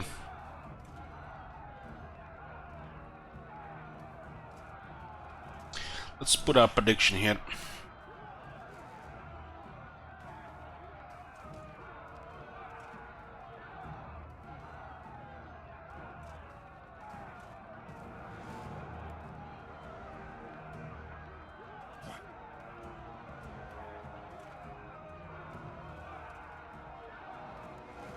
The reason why we're attacking this without waiting for Isabella to be on the edge of Reichland, so we attack with both at the same time to steamroll, is because they're actually building up this army. This army could get additional 5-6 units next turn, then it's much worse.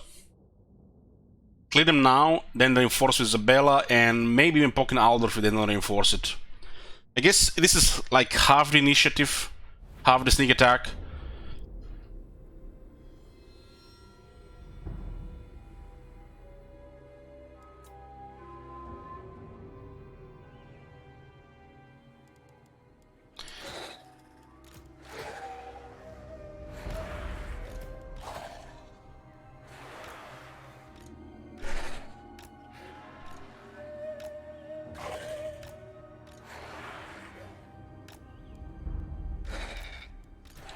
We'll just go hard after them. We're going to put cavalry on 2 sides, but you know, having 60 horses run towards you, it's not as scary when you put 2 halberds around them. But having 180, then you could just go Pepe Meltdown and die.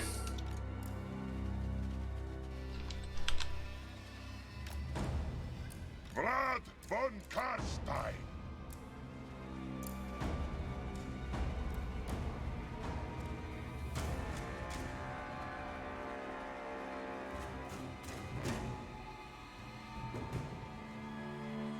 Thoughts on the cow bag, Kekvi?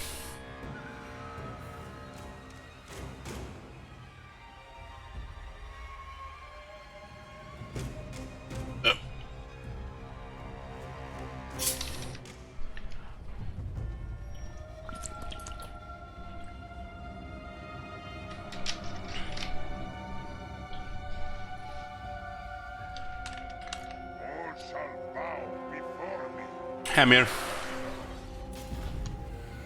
Darkness reigns. It is done. One bet is not enough to do anything here, but we can cause skirmish on some of the troops. It should be good enough. Vlad will go after their captain. To the captain, we can start cleaning the rest of the stuff, right? Vlad von Carstein.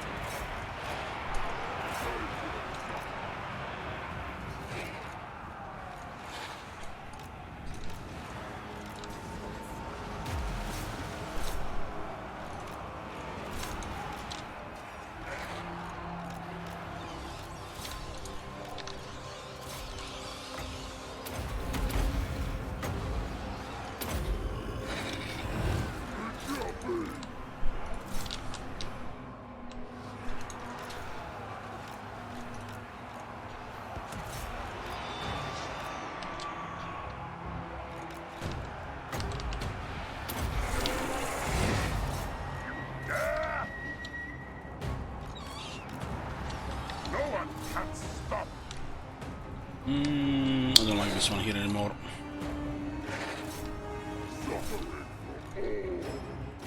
Put the bets on the routing unit, send the cav on the unit that's not routing.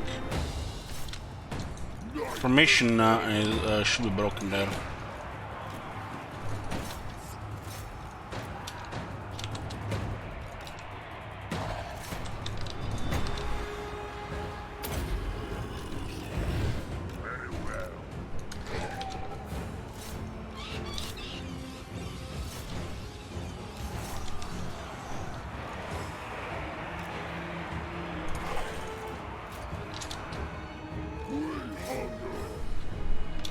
Well, knights on that unit might be a little bit overkill.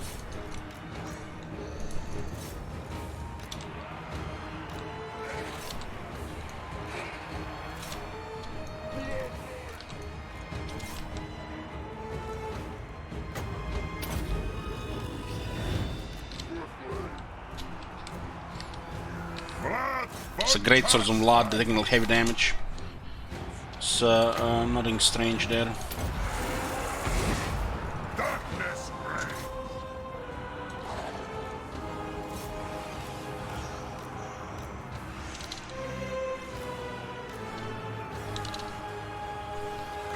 Already attacking those great swords. Okay, captain is down. Vlad been handling great swords and the captain without a hunger. That is impressive. That's more than you can ask of any lord in the early game.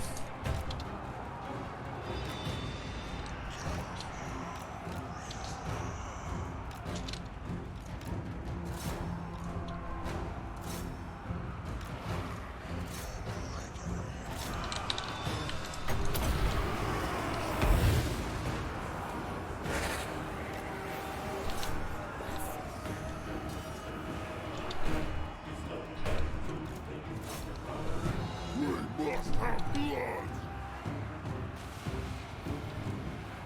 With haste.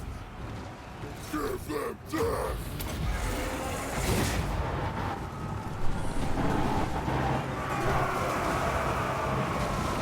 Blood von Carstein.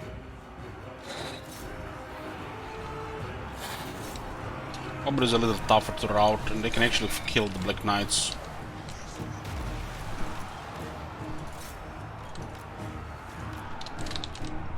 Leadership penalty here would have routed that unit, but we don't have anybody. Send Vlad and hope for terror. They're all favoring right now. The terror is just not close enough. It might be enough. Blood von Carstein. With haste.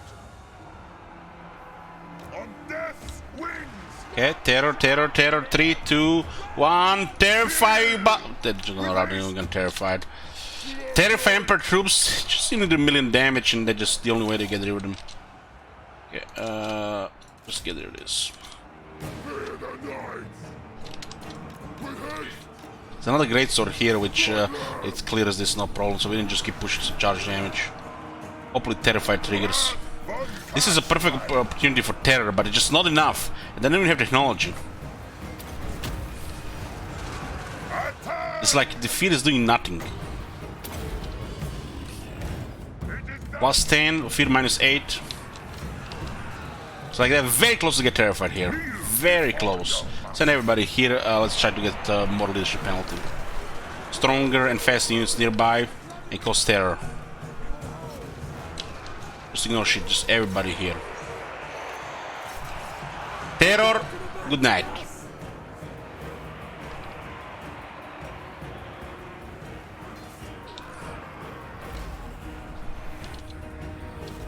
This debuff is called, well, you don't see it right now, but it's basically kind of like an outnumbered penalty. Anybody susceptible to it. Even 160 goblins will scare colic. So you put enough units, this penalty increases, and Fear and Terror all of a sudden works. But if they had that technology, this would not work. They usually have high rank as well. Bow before me.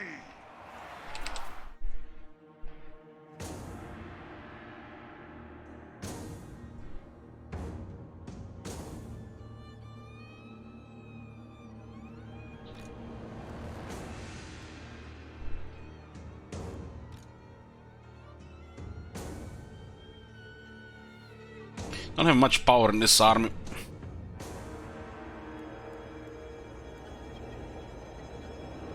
Woohoo! Hey, Bombloher. I'm playing Carstein later, don't you dare even show on the stream. I'm not gonna have 4 weeks without loot because of you.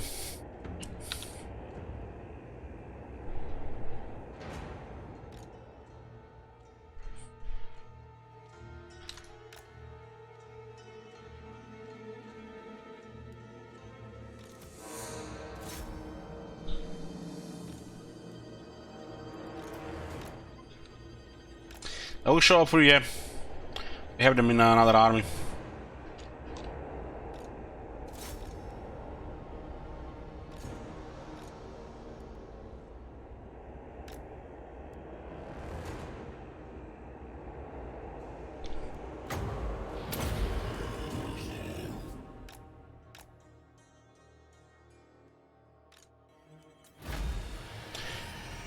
Was victory, 589 casualties.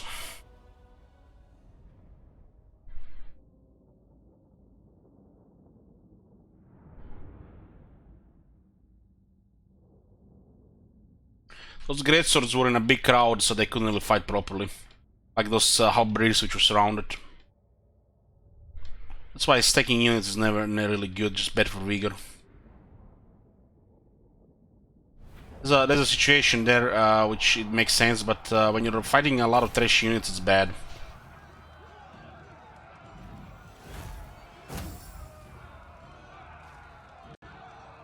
Rank 8 on the Blood Knights.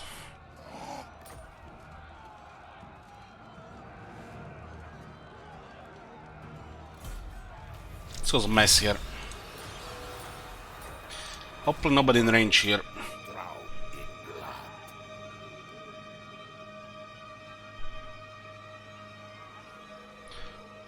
Bow before me. Rank...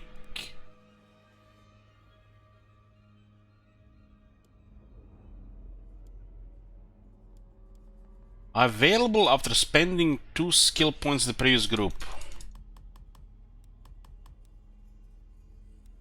Oh man, I hope we don't have to take all 4.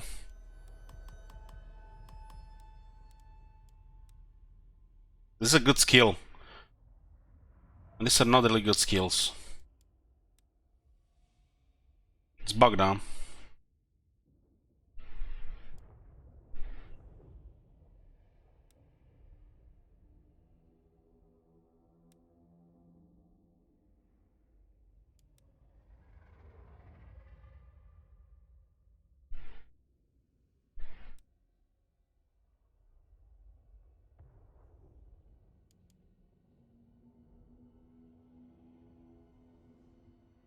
Well, 4th relation with the Empire might prevent any and all wars. Mortal levies without increased capacity for these units. What a missed opportunity.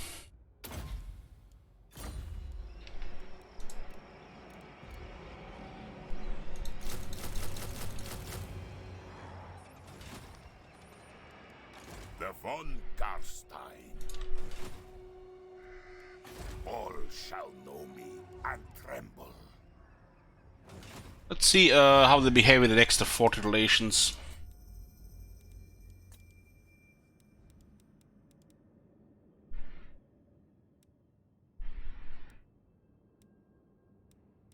They'll still be very hostile. How do we get those units with the von Carstein bloodline? This is a huge missed opportunity. This should have given 2 crossmen and 1 handgunners. Huge missed opportunity. King of Darkness. Descendant of Bathory. Planishment is kinda bad here.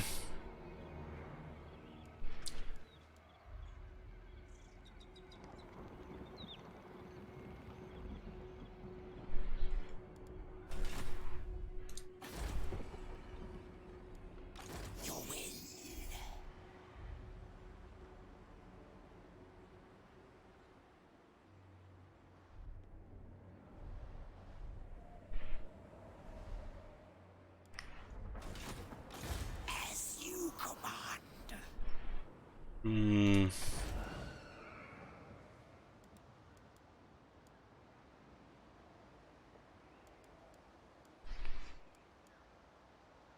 This is the thing we want here now.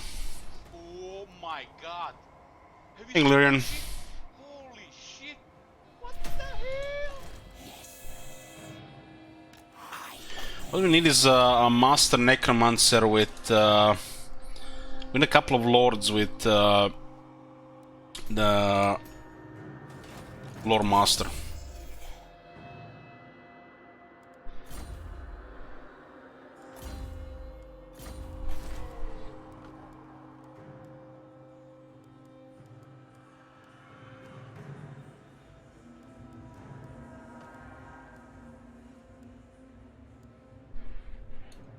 Okay, let's get a heroes here.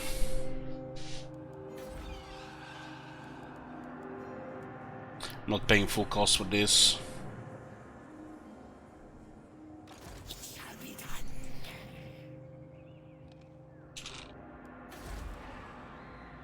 What's unique building chain Dagenhof? It's kind of like a landmark, but it's under military recruitment for some reason.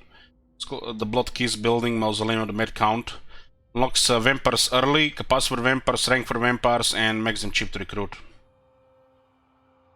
It's pretty good. But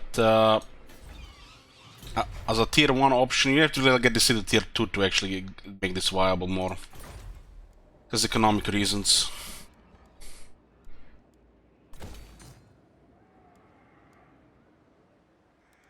This thing is a local region.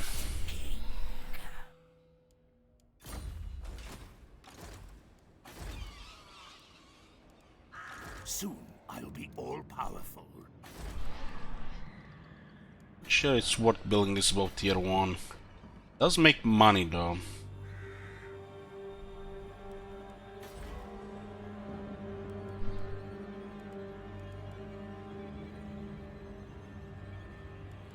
It's kinda a waste to consider removing these buildings. We'll just keep them. You do have trade with Mumford, even if it's bugged. Pretty much gonna be one of our only trade agreements in the game, and it gets bugged. It's like so typical. The tier 2 guards are not really worth building unless it's just for deterrent reasons, and this thing will not do anything here, so it doesn't make sense to build them. Cheap growth building makes sense, and a little bit more income here. It doesn't increase in long-term partnership, so it doesn't grow as a trade partnership. Just stuck with no long-term partnership bonus. Vlad von Carstein.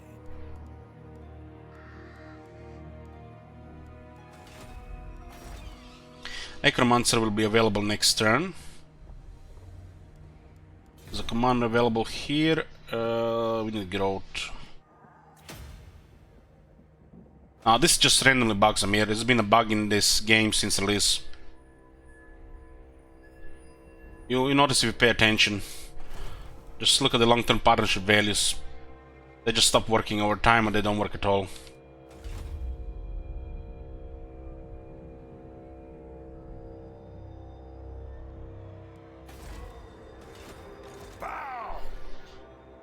This punishment is not bad. Champion of the dark. I wish the Emperor was in the army. Try me for And we needed a spy. Pennsylvania's borders.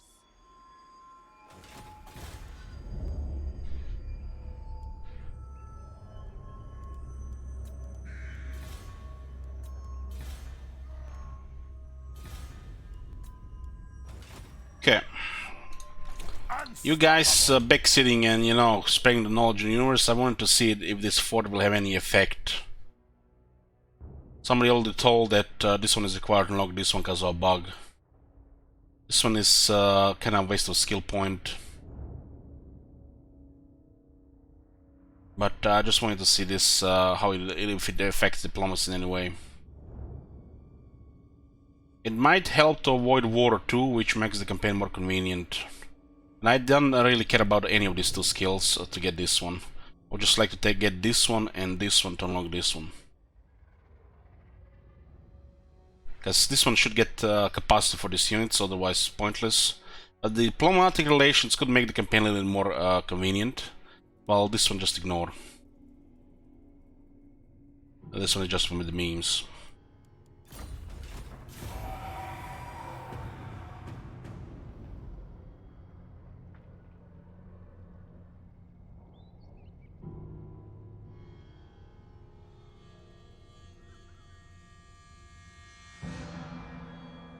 You're going to kill them all? Well, you don't... Are you not getting the point of this? Yeah, you're going to kill them all, but... there's this one thing... you know, German thing for saying this. I'm not even sure we should say it on this stream, but... you know, there's a thing when you're attacking the neighbors and the other neighbors are not doing anything. And you just kill these neighbors and you kill the other neighbors, and nobody's helping everybody. Everybody's just watching everybody die. And this plus 40 actually makes this more possible. Instead of Empire working against us, we are just killing one at a time while everybody's watching it. So nobody's helping anybody. And that plus 40 is ideal for this. It is an RNG factor, but it should work sometimes. So we're just killing the neighbors and then killing them, and nobody's doing anything about it. It works.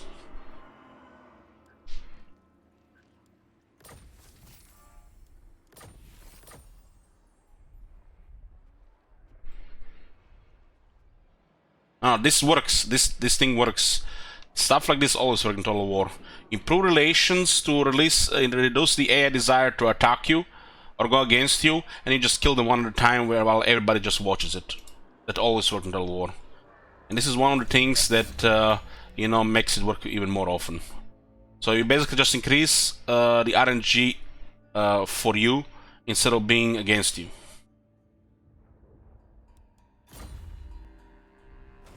So we can kill each Emperor faction and everybody, some of them will just ignore it.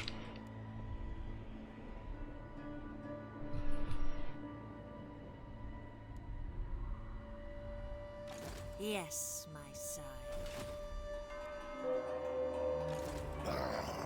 Altdorf is tier 3, that's not good.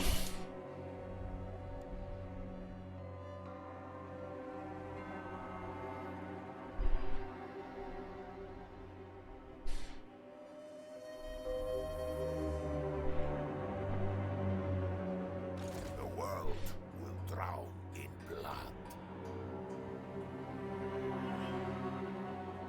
There's an army, one of these provinces settlements now. They don't have Altdorf in range though. I thirst. We do have Altdorf in range.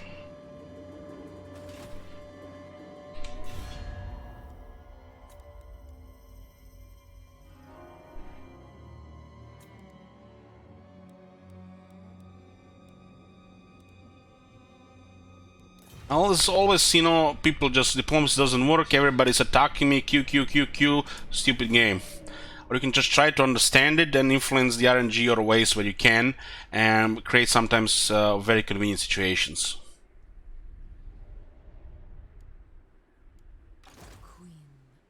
It's like the people who say that you never ally this game. They have no idea how diplomacy works. When the allies are deterrents for these things to minimize the RNG against you. The Mumford could be the reason here why nobody attacked us or joined war against us.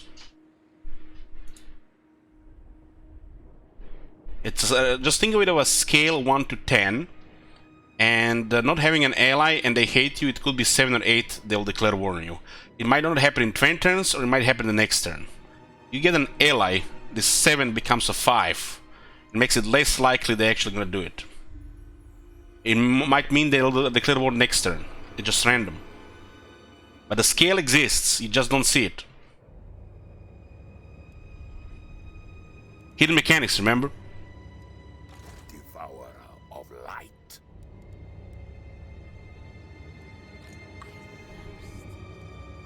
The von Carstein.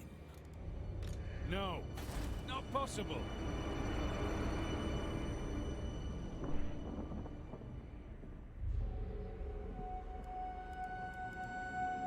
All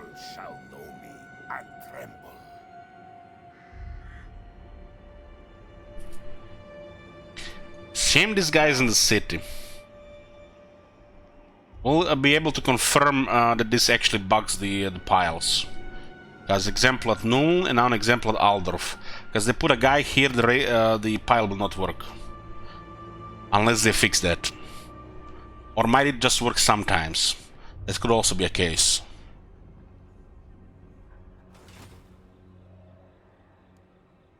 Lord of the Night.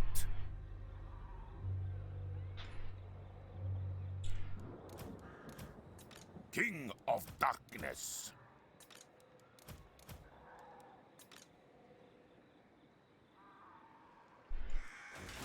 I am unstoppable. No mercy. Let's see if they got technology since last turn.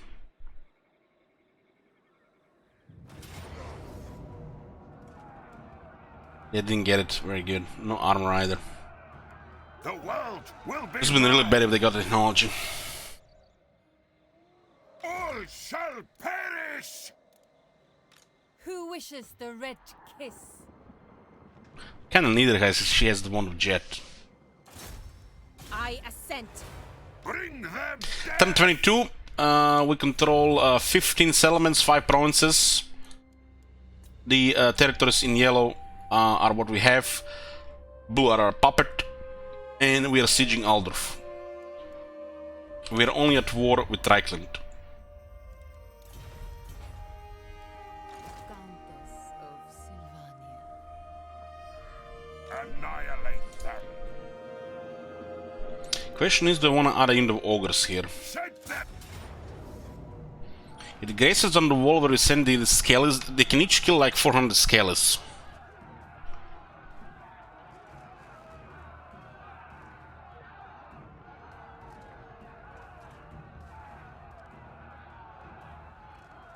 The bats are kinda useless with 35. Should get rid of them.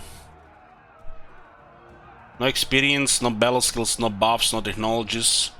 They're useless in 35. They're just gonna go poof.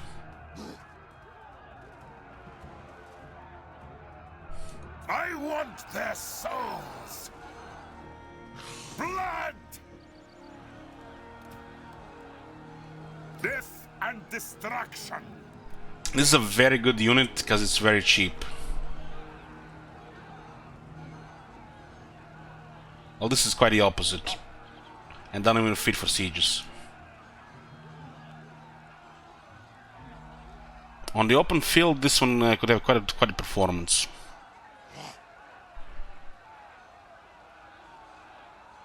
It's kind of crazy how cheap this unit is. Can infection crew those units? Yeah, you just have to unlock them first.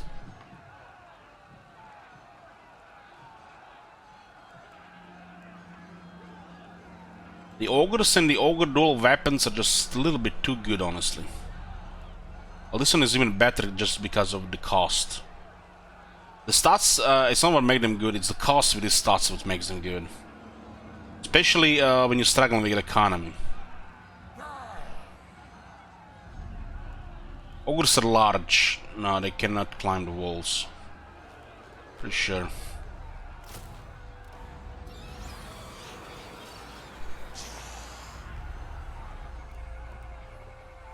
Merging this and disbanding the leftovers is not worth it since they have some experience.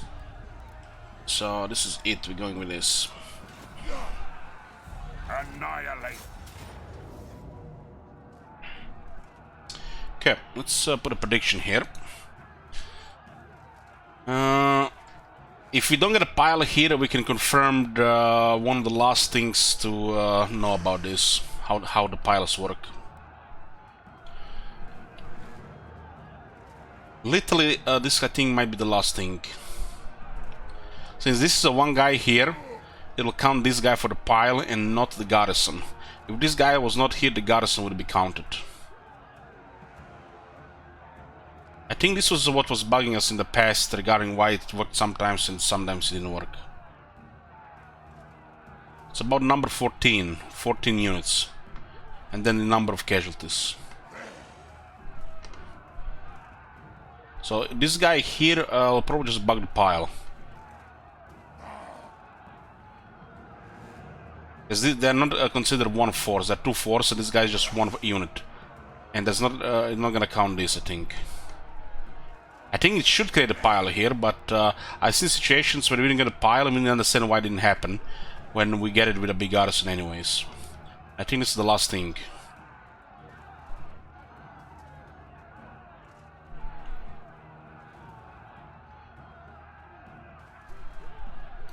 Yeah, the raised dead should be a unique resource, and the raised dead should be a unique mechanic. It should be a primary way of the vampires to recruit units, and the dark magic should be used for various purposes. One of these purposes should be raised dead again.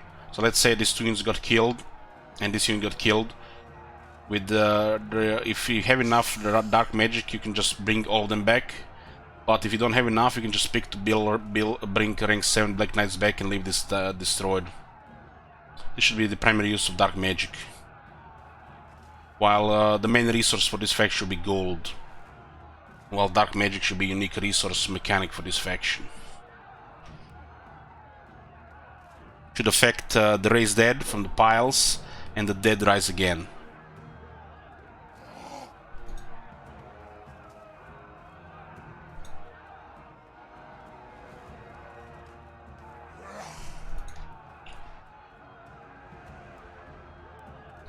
They have less on the wall, but the greatswords are actually counter the vampire infantry. All but their own greatswords. The greatswords used to be stronger than the graveyard greatswords, but the graveyard greatsword goes buff so many times.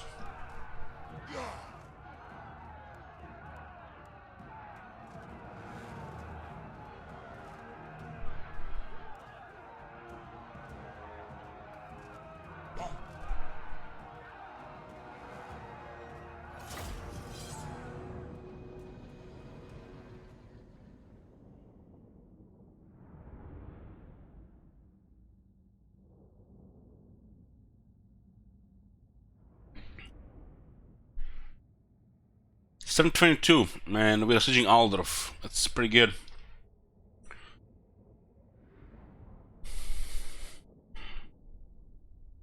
The corruption from Isabella +2 per region, which is insanely good, is what makes things stable faster. We don't have to babysit the regions for rebellions, which is a good thing as well. But you lose steam and the opponents get harder over time. They do have tier 3 cannons in the towers. If I'm not mistaken, this one are more anti-large than their anti-infantry.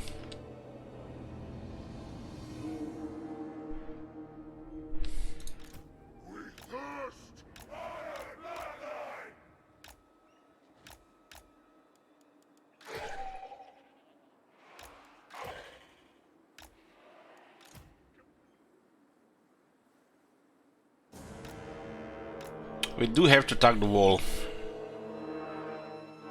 It's a shame if we have massive casualties that we get a pile here. As the great swords and that lord being there bugging the raised dead. I'm fairly sure it's gonna bug the raised dead.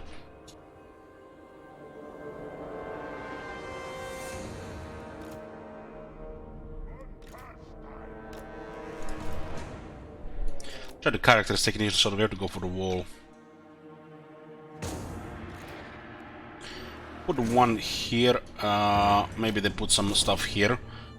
Just a distraction, misdirection. And most of these warriors go on the wall. These warriors are okay until Emperor gets technology. The moment the Emperor gets technology, all these warriors should be spearmen. We do have the battle skills, so they're pretty good right now.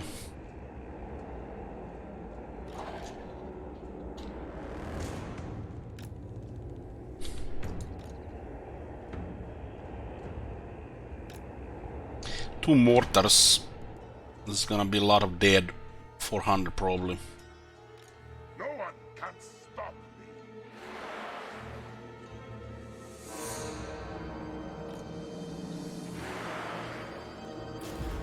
Darkness reigns.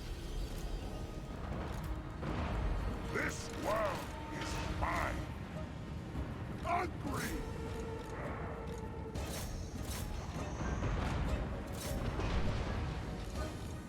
And they look like the large ones. Nobody there? Wow.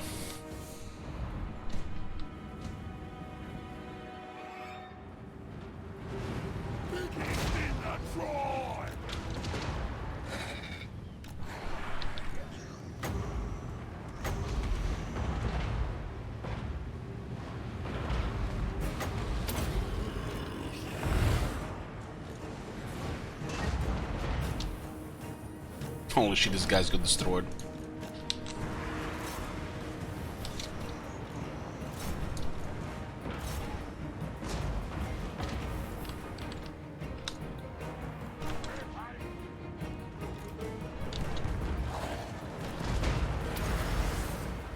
Great swords are both down here. We're gonna have to deal with ogres.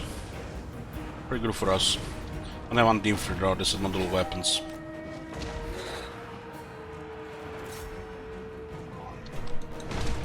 Looks like this one might be going down. Oh, raise the Dark Pack saves it. It poisoned that one, otherwise it's gonna be too much damage.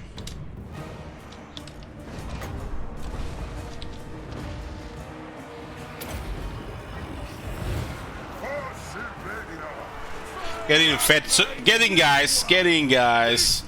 They'll smack these great swords. Oh, their attack. There's a bit of thing about his Bell and Vlad, just cripple a unit like that for free. Hey, blacksmith. Initial damage is very high due to towers and a couple of walls, but we should have this off that point.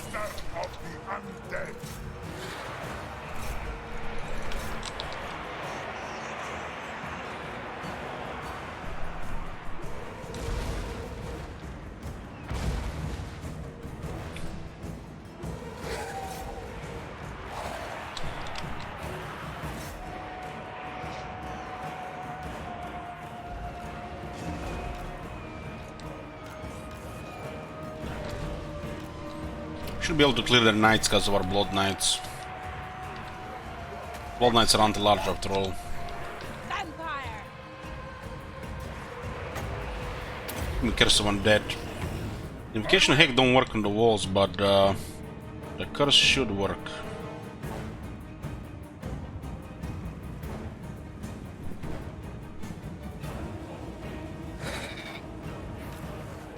We're risking the Black Knights here, but what can you do? They do have a lot of cavalry. Yes? Blood! With haste!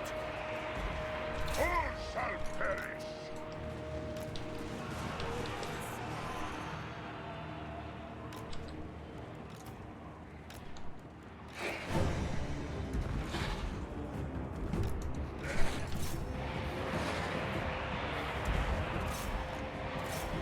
So what, Rise Guard, we gotta charge. We gotta charge, we need to get blood closer.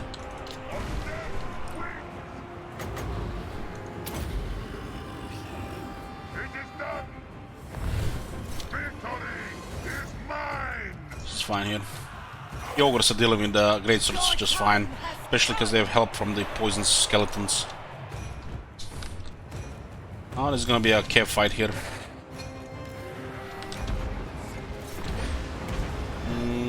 Okay. This should be even. With heal, we should have the advantage. Zebub for this attack here.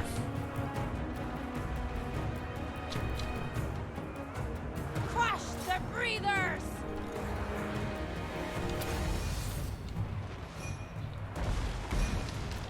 Guys are not listening to us. I get attack buff to Blood Knights, they actually will kill these guys much faster. It shall be so! Tremble!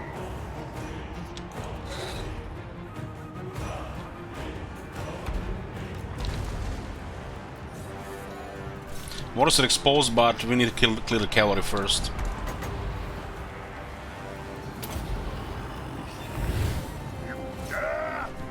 The Blood Knights counter all the Emperor cavalry. Vampire!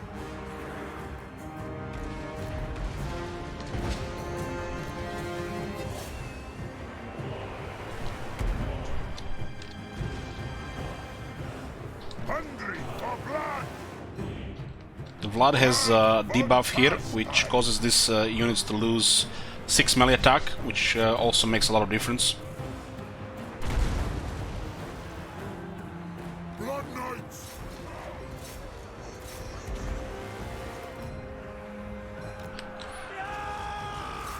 This is gonna be tough finish. You might need to use Spirit Lich here to help kill 7 of them. Might make the difference.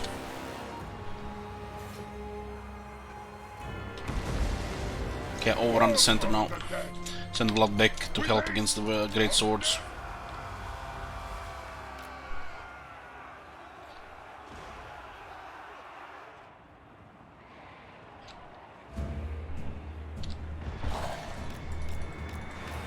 Mortars still have plenty of ammo, so it's very good that we got to them at this point. It shall be done!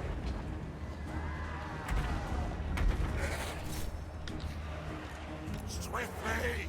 With haste! Vampire! We are immortal! Okay, we got into the mortars. Let's drop a heal here. Poison here makes a lot of sense. Reichsgard is here. I'm gonna debuff it. These guys have done enough. Just stay here.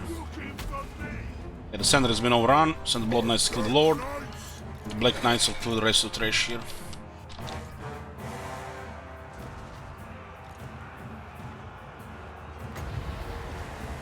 Also blind him here now. There's actually 2 units now. It's worth it. No one can stop!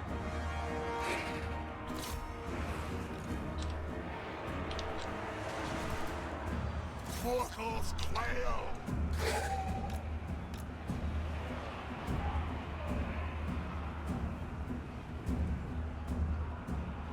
Army losses are piling up. We might actually be terrified him here if we attack them with blood. Darkness reigns! Stronger and faster units, penalty -4. We need more stuff here. But should be enough. Terror, yeah, bye bye. That's Altdorf, guys. On death's wings!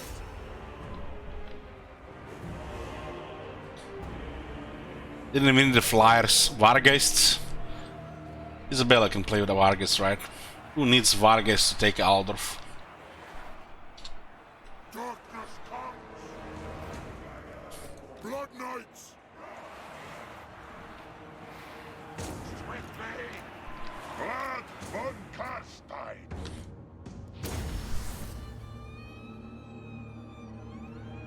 Well, they didn't put anybody here, so it was exposed. It's random if they put a unit there or not.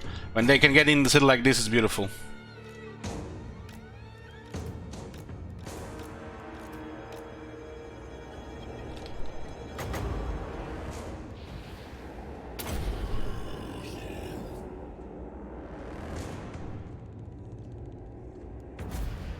Pyrrhic victory.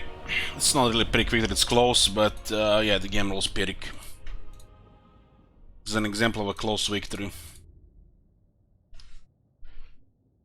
And when the ogres kill 53 greatswords, that's more than you can ask for rank 0 ogres. If they were higher rank, probably can kill a whole unit. It's a shame this city is only tier 3.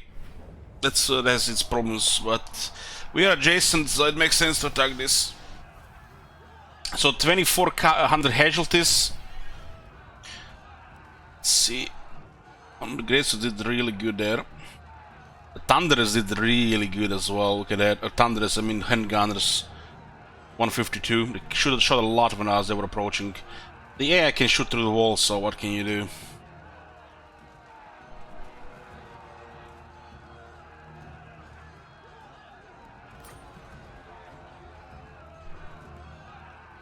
A second occupied tier 1, so we keep them tier 2. And as you can see, no pile has been created due to a lord bugging it. That is just stupid. Makes no sense. Okay. Tier 2 Altdorf is not bad. Tier 3 would be amazing. Tier 4 would be perfect. But yeah, you can't really get Tier 3 Altdorf from turn 22.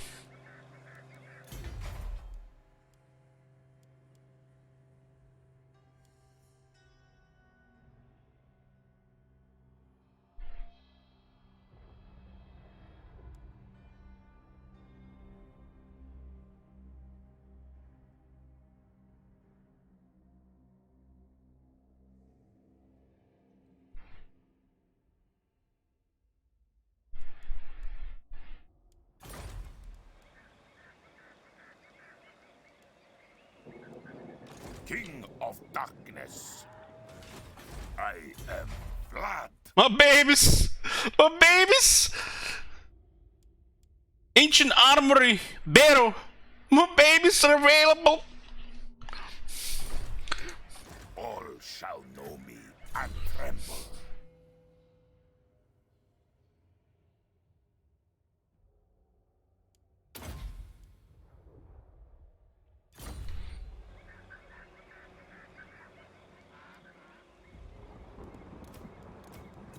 How many can we recruit? 3.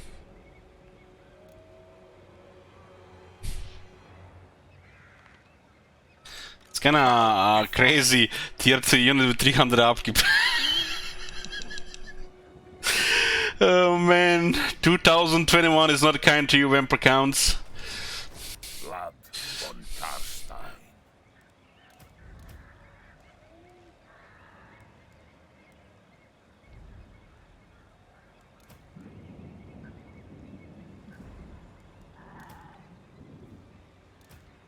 The von Carstein.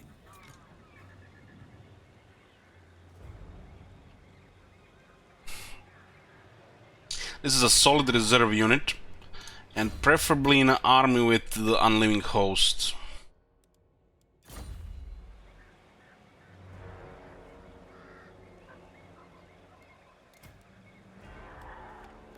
The ogres are not so great without experience, but over time will get solid. For how much it costs, this is one of the units with actually the units like this is cost where it cost actually matters. Just because it's a mercenary unit where you can choose where to recruit as an option, and this is such a cheap option, the cost is everything. Just compare these prices here. Just think about it for a second. There's a common faction in the game, but for 1 second here with Vampire Counts. This is Graveyard. 300 upkeep pair. Of course, Graveyard is a better unit than Ogres, but these guys bring something else to the army.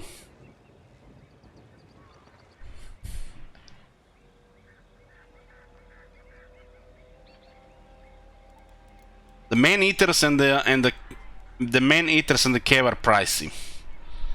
So you're gonna think twice if you get Man-Eaters. For some reason the Man-Eaters are so expensive. They do have the health and they have the stats, but it's not an early game unit. It's just unrealistic. It's better to just put 500 each turn close to infrastructure. There's no point putting a Man-Eaters in the army unless that Man-Eaters will carry the whole army. And then, for example, you have an army here when the Man-Eaters is suitable. But why put the Man-Eaters here when you can just add a unit of Black Knights, which is half its cost.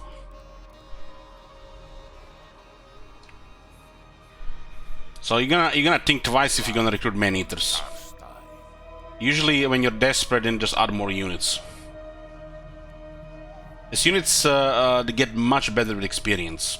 There's no doubt about that. This is just maybe 80% right now. With experience, these units do get good. Because there is no general skills that actually can buff them unless some technologies work on them.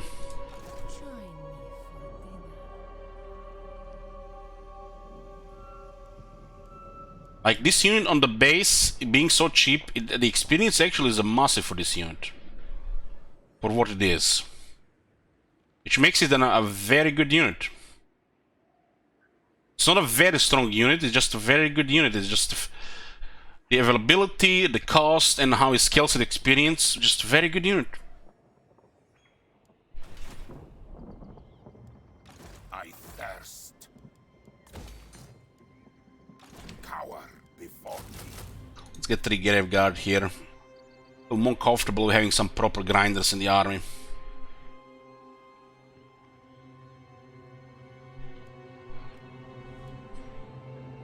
77 speed. I am unstoppable. As an army in one of these regions, they should not have range. All Not even Vlad has range there. and tremble. But we can expect conflict here. Might just get close to Grunburg, and we can put Isabella close to that, so we surprise them and crush them. I'm not sure how ambushing here is the right way to go. Somebody might declare war. Let us talk. Are the Grave Guard okay for late game? Yeah. They only have very literally one bad thing about them. It's their speed. You have to make the whole army go with them. The slow. And they forgot technologies for speed and shit, you know. Technology tree is bare bones. There's some good stuff, a lot of average stuff, and some really bad stuff. He's laid. Technology is also missing a lot of flavor as well. It's outdated. Pretty much just outdated. Let's leave it at that.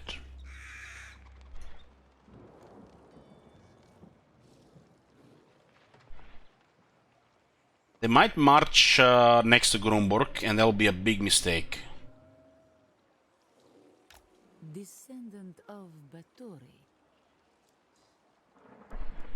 As you say. It'd be ideal if they position their army close here.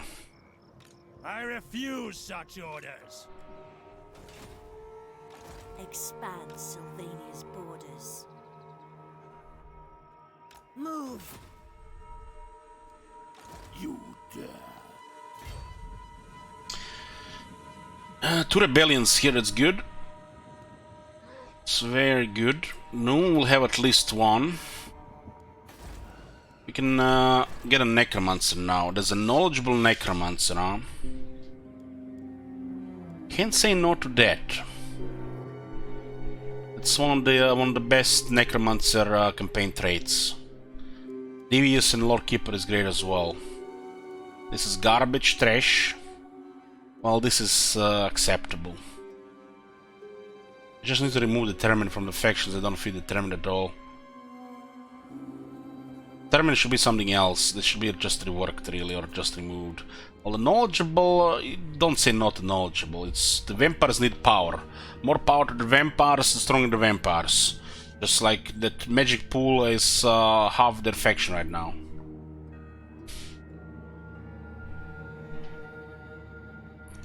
So we'll take knowledgeable.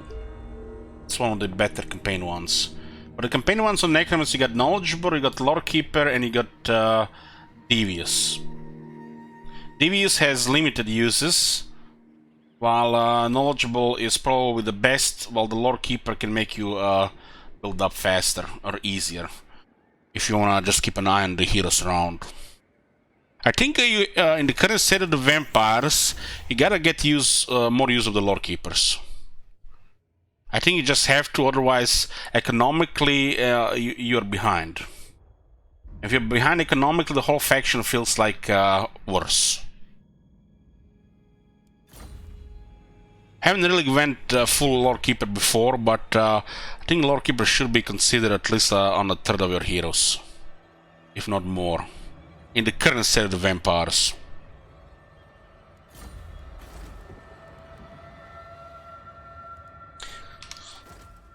We cannot afford to cycle heroes right now, so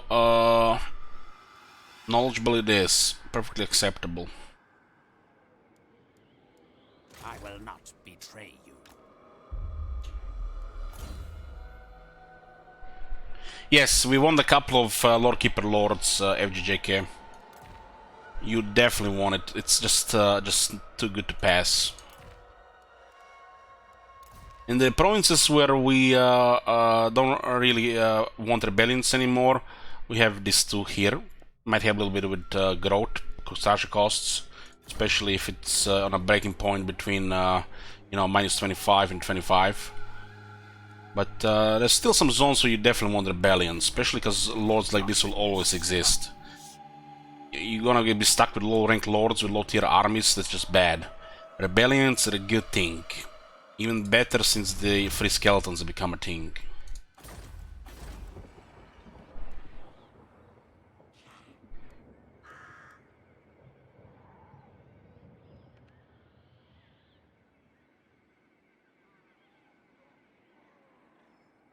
This is definitely gonna rebel.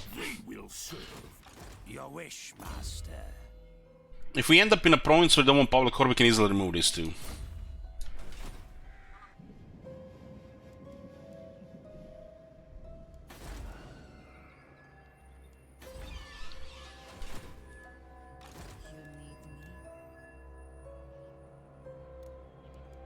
Soon I'll be all powerful. Shield Wizard's role right now is to do rebellions. If it's basically the turn here. Somebody attacks, I'll try to defend with him. But we need the experience here. Rank 1 is nothing. You need like rank 10 at least to be something. Strike out. Still stabilized, so we don't see rebels anymore here unless it gets sacked.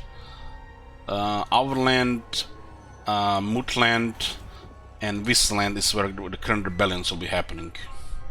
Everything else is stabilizing now because the corruption is increased to a good point.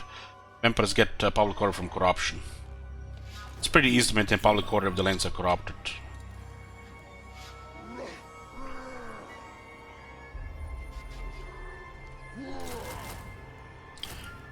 Okay, this is how this guy's army gonna be for now.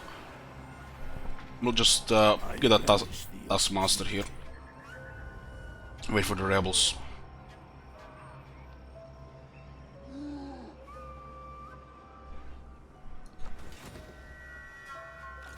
As you command.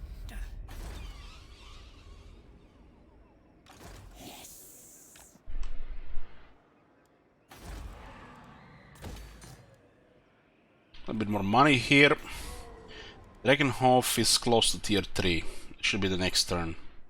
We can also look into vampires. Since this building reduces the recruitment cost of the vampires by 70%, it might be worth cycling them. Recruiting the shit ones so you might get the better ones. The best vampires are disciplined ones. Because you want vampires in the army. And discipline is the best trait in the army because literally without 3 disciplined heroes the vampires are behind the stats. You literally have to use magic to buff and debuff for them to keep up. Or destroy the whole enemy army.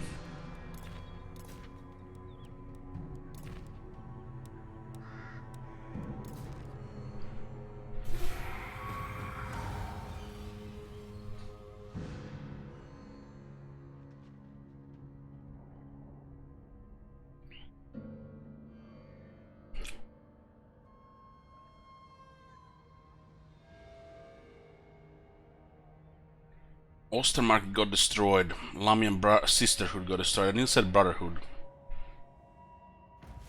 Reichland is kinda crippled without Altdorf, but they still have an army. The army could be rank 7.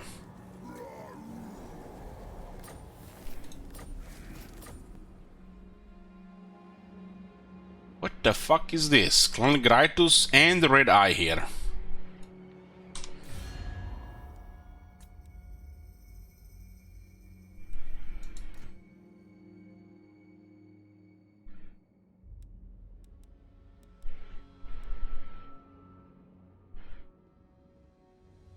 Looks like they lost a little bit more as well. Then they might have lost something in Bretonia. Might have disbanded some troops as well since they lost capital. What the fuck is this, man? Our clan will rise. Still haven't fixed this shit. Clan Spittle, Clan Ferric, Clan Graitus.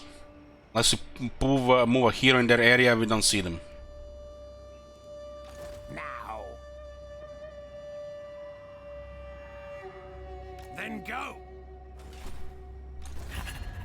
Now, here, listen. This So they're next chasing, level we're is chasing the Lamian Sisterhood, and now probably gonna go after yes, after if Azak. this is This guy's at war with Clan Rictus Nest. Okay, they could easily attack this area as well. Nothing we could do about that. Mumford could smack them. smell death. So yeah. I obey. We need the next tier here. Just enter the province.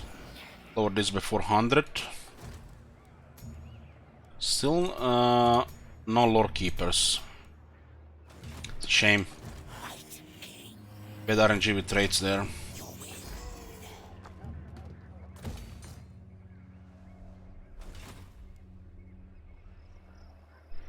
Their army is on the move, but we don't know where they are. They're in Helmgard. Oh, there was a battle on this side. That is very good. Who wishes the red kiss? March! The world will drown in blood. I go. Bow!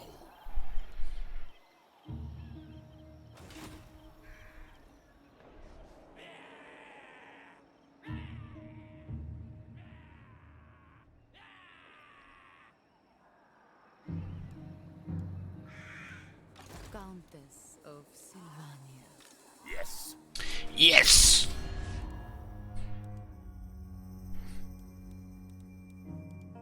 So, yes? The all right, yes. Yes, by the... What? Ooh, Gold North has no enemies.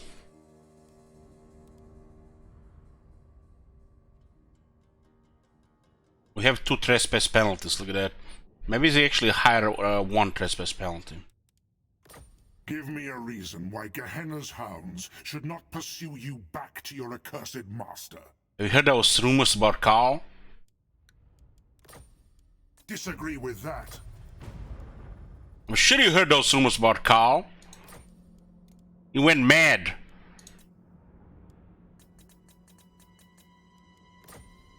Agreed. See, he knows. Who calls?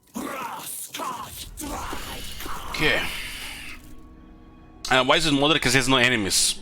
If you miss that opportunity, he'll attack you instead. Altdorf to Whiterun. So again, Heim's got the right location, sure. Devourer of light. I mean, guys, Vlad might as well be the next in line to be the Emperor. Right? Plus 40. King Plus 70. Plus 80 relations with the Empire. Enough to counter the Great Power penalty and the aversion.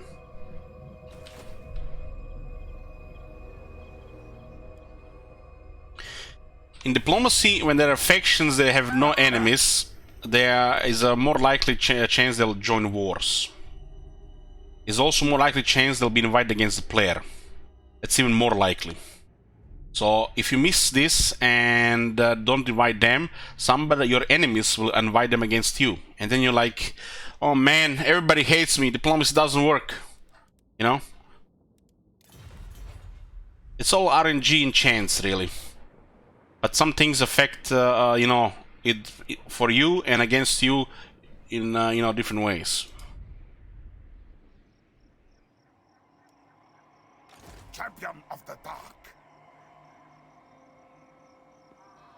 There's an army here, I thirst. I will do as you ask. This looks like a Noon will rebel.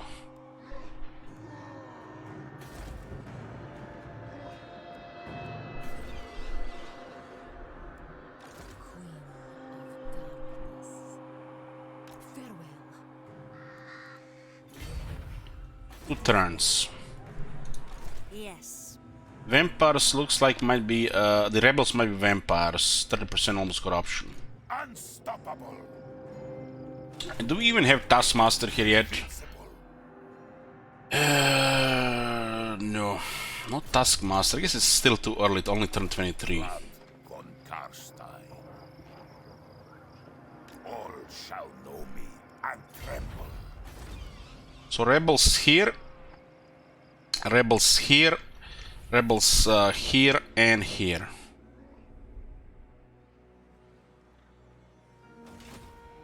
The von Carstein. This army is now much stronger with 3 Graveguard. We already have the battle skills for them. Join me for What is Shidwiz going to do here? Shidwiz is just gonna get points towards Taskmaster. I'll deal with the rebels in 2 turns and then 2 turns later here. It actually might be exactly 2 turns as well. The axe thirsts for war. Does these guys have no enemies? What the fuck are they still doing here? One rag. Ah, the Black Venom got destroyed. The Golden Order did it, wow. That's why they didn't run out of enemies. They actually went and sent an army around to deal with it. So both Karakin and Golden Order might attack us now. Talk at me in your crude language if you must. I make no promises. No. They don't have money to pay the dwarves too, so they're most likely going to attack here. Grenstadt is going to be the target. Well, nothing we can do about this. There is like no growth here, so tier 2 is not even in sight. Look at this, 15 turns, so we can upgrade tier 1 to tier 2. Is it a bad public order and raiding? No extra growth. We don't even have the money for it, so we just basically mark it as a war zone and ignore it. There's more important provinces to build first. Like Stirland, Western Sylvania. This one also needs more growth, but 45 is more acceptable here. We are getting the growth technologies. Get 10 here and 15 here. And this one is very good technology. Income from cities plus 15%. And you can see here 160, 240, 320, 400, 480. Same on the core. 160, 240, 320. This all adds up.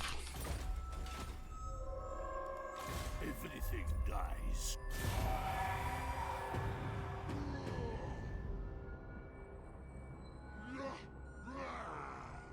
Karahin is most likely going to declare war on us. Von Ralston war against Talbeckland, and they're already at war with those Klangreiters guys. I'm gonna ignore Karahin because we already have other stuff to do right now.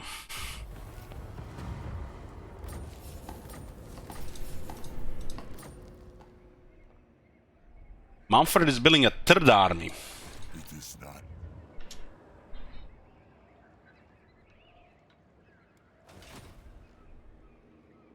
Who shall we destroy?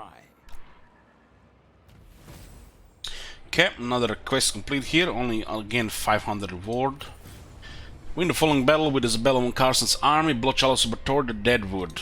This is one against the Beastmen. I think this might be all they have. What the fuck is Karakin doing? They're just raiding right now. Or provoking us. We're gonna ignore them for now. The Beastmen are arrayed in their usual fashion, a random collection of hooves and grunts that bear no discernible sense of order, dangerous yet chaotic. There is something different about them this time. They hum with an unnatural radiance, shining with an entirely disconcerting power. Despite this, Isabella will not allow them to best her. She will drive them back, destroy them, and from their broken bones and blooded horns discover their secrets.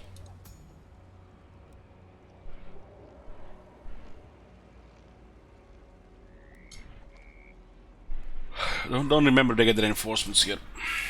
It is night. Ready?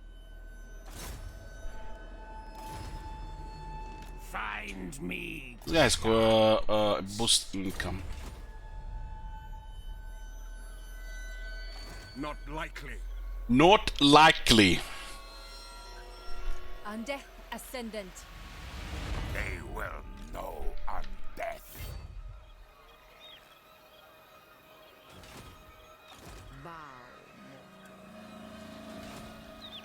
You should what the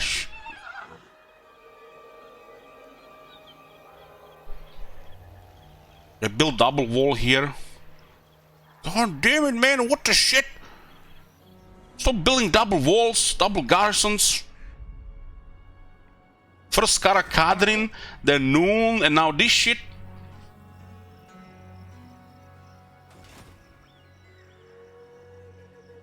Ooh.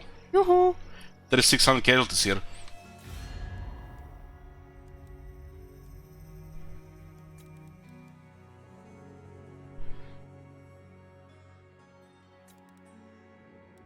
There's a big battle against Raglan ahead. We might just shoo away Karl and take the city and then destroy Karl. Never.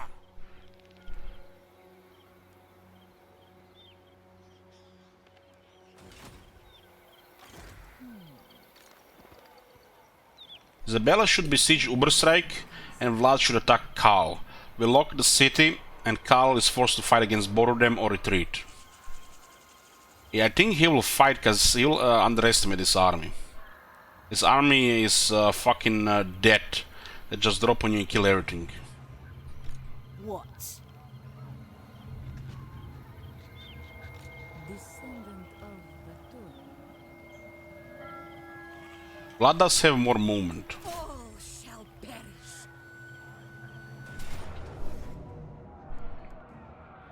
No technology against the vampires. Vlad has no artillery. In Karl. So now we are basically surrounded the city here with Isabella's army. And now we can target Karl Franz and move around the city without the zone of control interfering. I will not obey. Who wishes the red kiss? Lord of the dead. I thirst. So be it.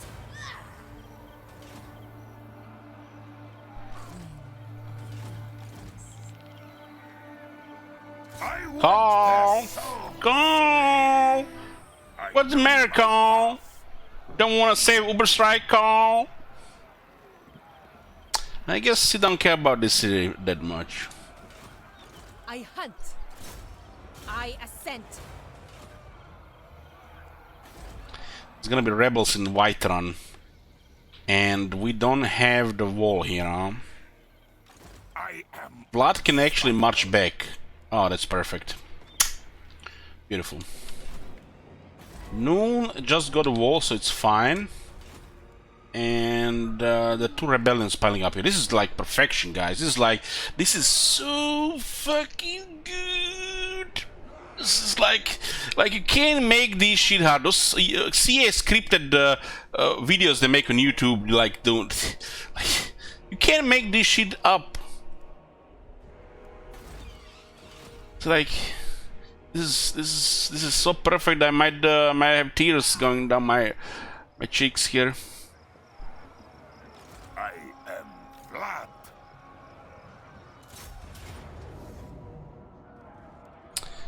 What a slaughter here. Pyrrhic victory. At least there is no casualties apparently. Why do I have a feeling that sometimes you can click auto resolve here and you can actually lose both your armies? This is a fucking slaughter here. I do have a lot of characters, but we have 4 characters as well. They are stronger than their characters.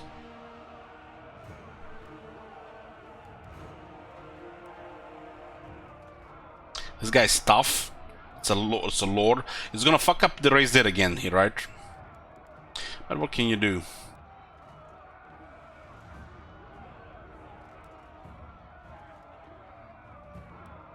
What do we have? They have this shit here. This bets are now at 62 leadership. That's very nice. Razor Standard is here.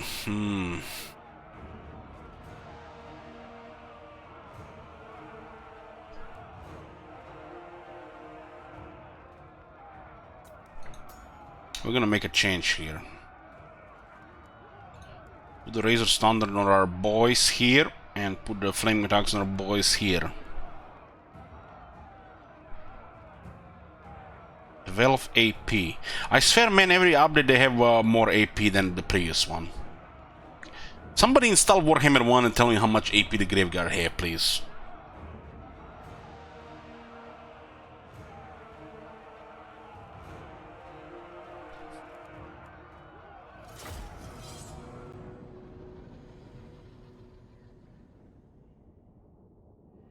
This is a reference to what's that game called?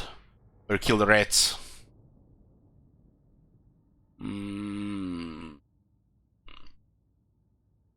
I don't know.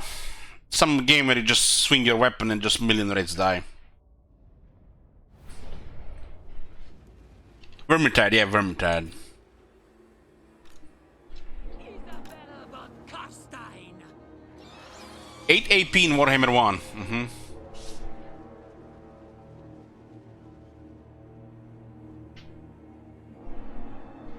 So everything's coming from the left side, so we'll attack from the left side. When do we eat? The ogres going for the gate.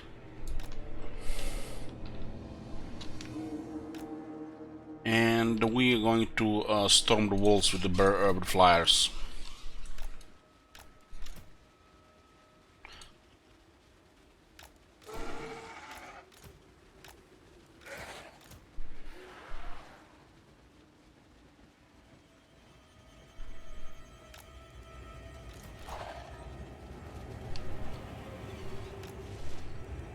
Isabella von Carstein.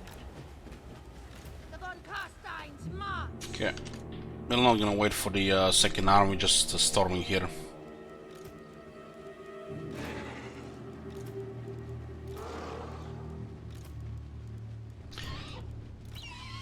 Swarm should be enough to overwhelm the wall, especially because they don't have the technology for attacking leadership. I thirst. I am pleased. Yeah! Vampire.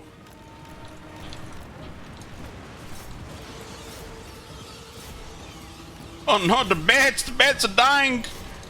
Please don't kill my bats! They're already there, what the fuck? That's really fast! That's down in battle skill, 143 speed.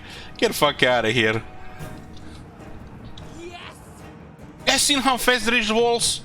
Never seen them reach the walls so fast before.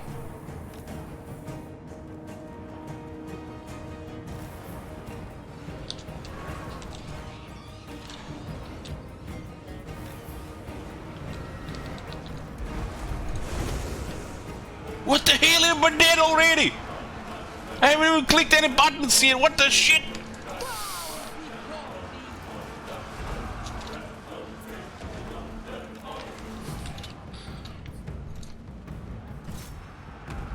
Biggest in the Troy!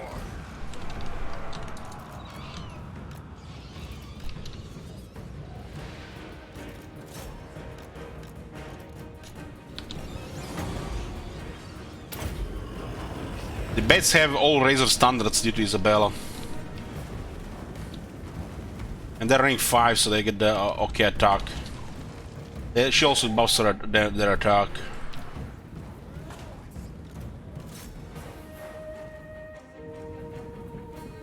Blood Knights! Swiftly!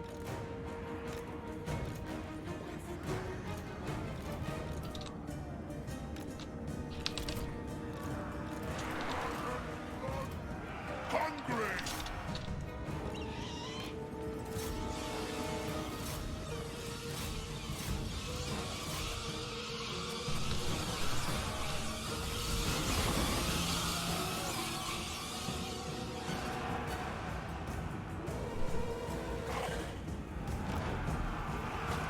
Let's go in, boys. Just cripple their attack here so they don't do anything when we get it before getting in. Send one of the vampire girls on the wizard. And deal with these characters here. Isabella. Victory is mine! Time to kill. Excellent. I am busy! Swiftly. I'm in your thrall. Vampire. Blood magic. Lord of the Dead! let's finish the rest of the wall here.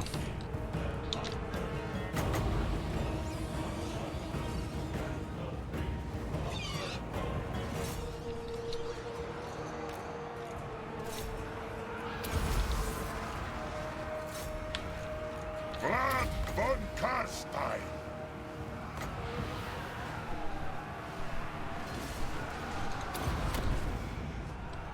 All shall perish.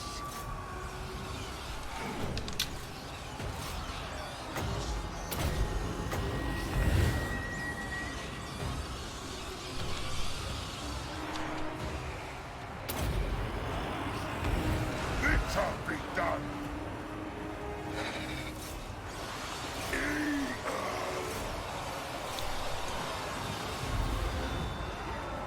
I will.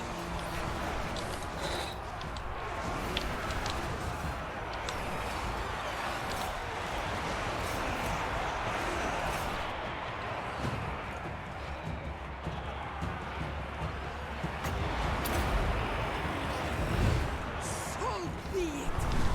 A bunch of characters here on the wall now.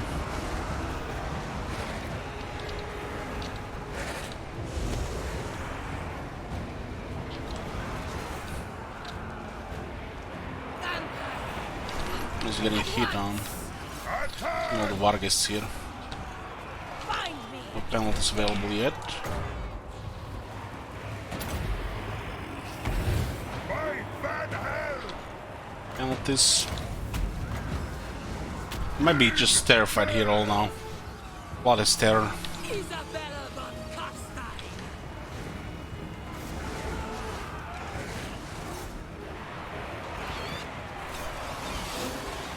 Just get a swarm here so they extra scared.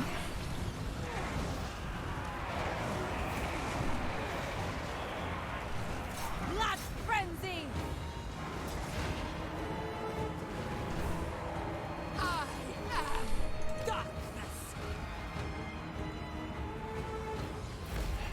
Bet's looking good, but we can still heal them a bit. Man, they deleted those gunners and the crossbows of wall like record time. But this is a new skill in Isabella. Give them hunger and armor piercing. They don't even have technologies, and they have 8 attack and 8 leadership from the first skill. Just gotta love it when units like this get like that just because lore has it. Otherwise just a nuisance unit. Nuisance turn into a fucking just swarm of death.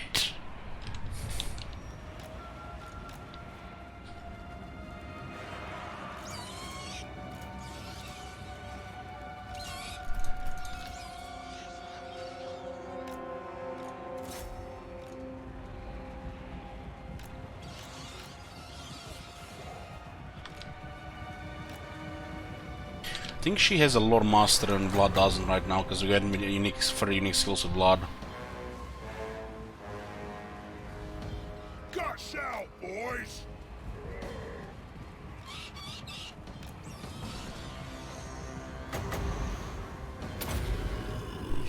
300 damage from the overcast. Seems like it's more than I remember as well.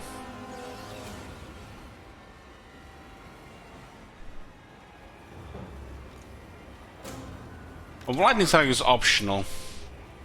It's optional. Since the vampire started swarming, it's even more optional. Of course, there'll be moments where it's very good, but just play it differently. On death's wings. Swiftly.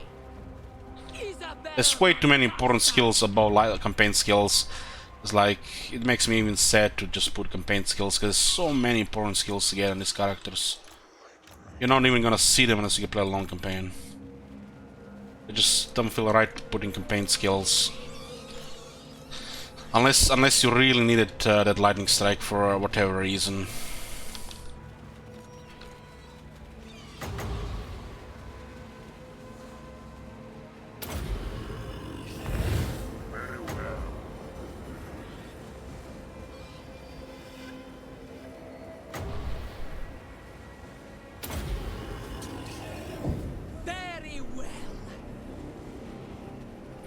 What about Chaos? Well, yeah.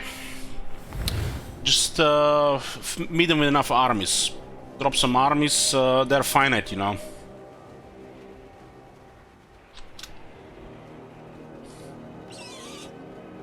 Get a bunch of the raised dead lords, fill them with quality troops, and slowly grind them down. Should be fun. Before your master. What does it matter if they raise everything north of Eastern Sylvania?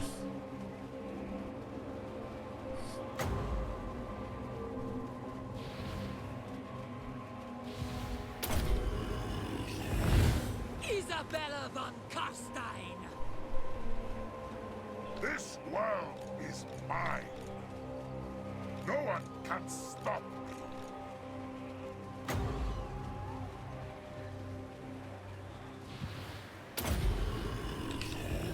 Fine!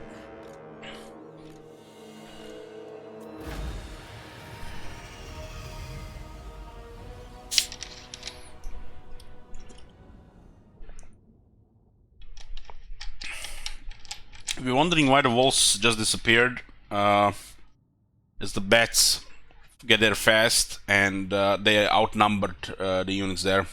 The flying units are more effective at attacking pinned units on the walls. They're literally easier to hit because they can really move. They don't have to move much at all. So there's a shit ton of units. Everybody gets pinned, and then the Vargas are sent into to create critical mass and delete everything. Everybody takes less damage, and everything dies faster.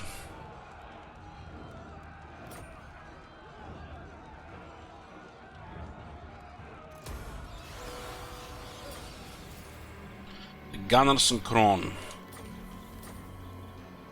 The von Carstein.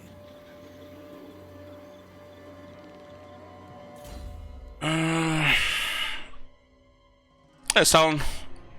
I'm not sure what you missed from the day. Were we here earlier? Can't really tell.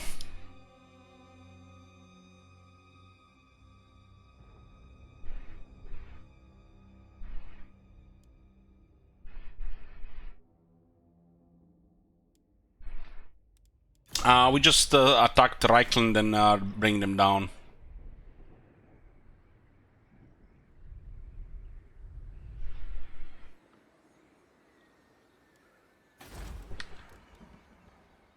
There's a military building here, which is bad. So yeah, that one guy prevents this shit now. Countess of Sylvania.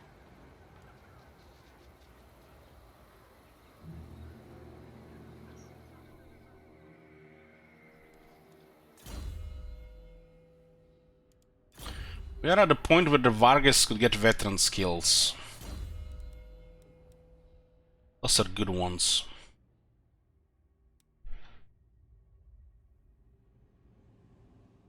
Creatures of the Night. Weapon strength and charge bonus for the Vargeists.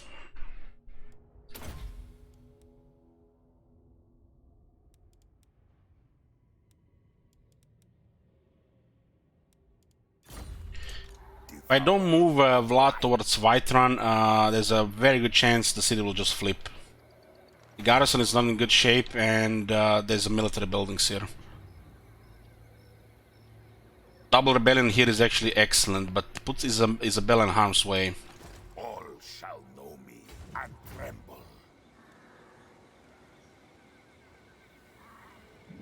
I know the way. This put going down to tier 1, it's pretty bad. Lord of the Night. We have to take Storm Knight as well, all 4. At least this one here. Storm Knight only works if the enemy is flying. The flying units are usually very fast, so minus 60% is kind of like a joke. Should be like minus 90%. This skill here is kind of nutty.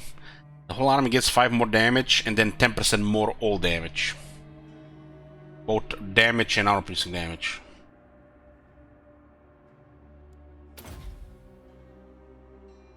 I would probably just take these two to get this one if this one worked properly. It looks like you have to take all of them, or at least this one here. Or this one. And these two are good. I mean, you can get away with it without this one. But this one is good for the AoE. Makes melee just better. It's a shame you have to take both of this to get this. It's only these two are, you know, pretty good. And so you get a very good skill for only 2 less points. Now it's even costly. But you have to get this one. This one is just... this is damage for the whole army.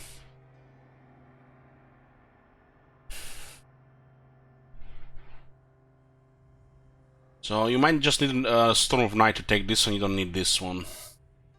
This one is missing capacity, and this plus 40 the diplomatic relations with the Empire could make some imperfections ignore you instead of help other imperfections. So it improves the RNG against you, how many of them will gang up on you. It'll just be probably a tiny bit, not by a lot.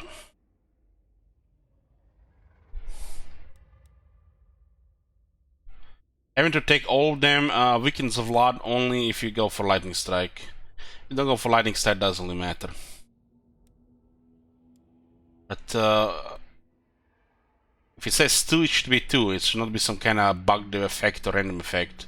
It should never require all of these skills here to take, or even 3.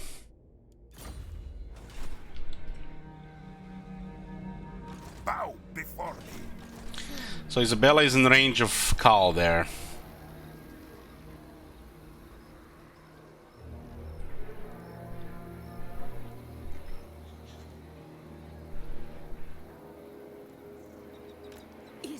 Let's see what happens if we put it on the, outside the city. We might just surrender the city here. I think Isabella will just retreat. We gotta see what exactly they're gonna have there when they attack. The bait and Uber strike is just too high. They are most likely going to attack the city or Isabella there. We wanna have an option to retreat here.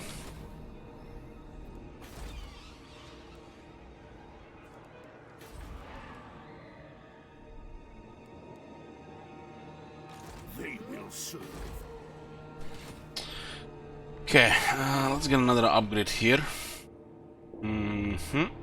But this one is a little bit safer on tier 2. Who shall we destroy? And we can also get more vampires now. We can recruit them on rank 4.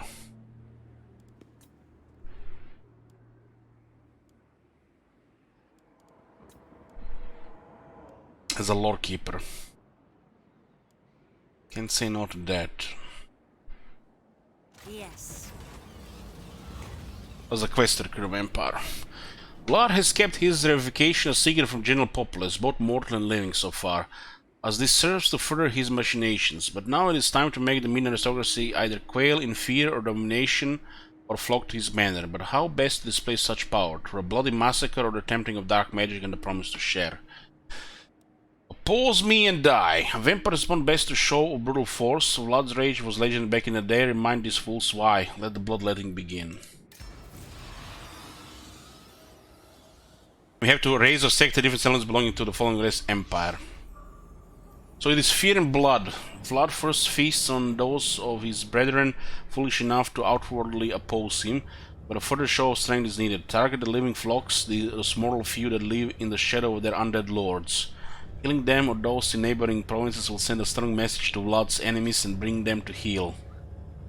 Let them small folks soil their breaches under his name. So we need to raise a sector different regions. We're gonna be sacking.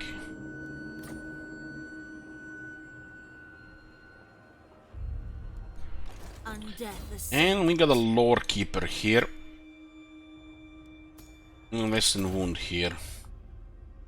Spread corruption specialist on.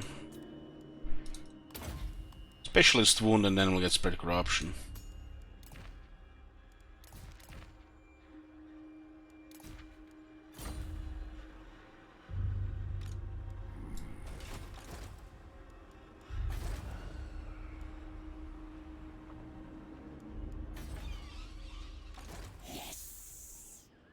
That's another 400 here.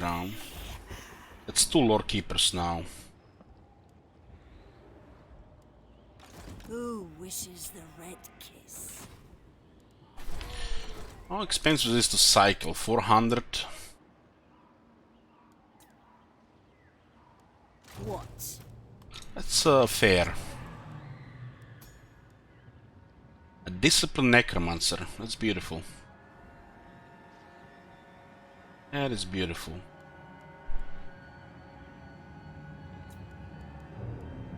I will not betray you.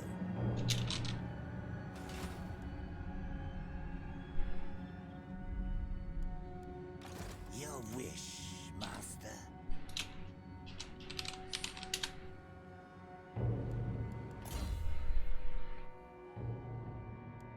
Someone got to Vlad.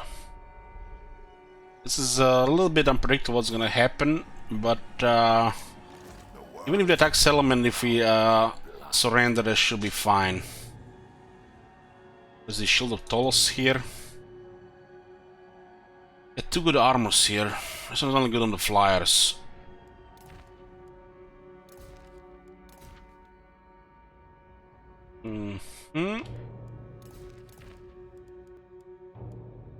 Channeling stuff, good for the necromancer. Forbidden rods are obviously the best.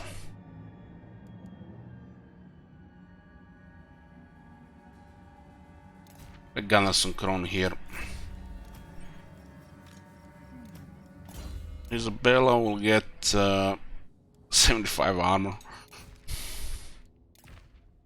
Yeah. This guy's about to deal with 2 rebels there.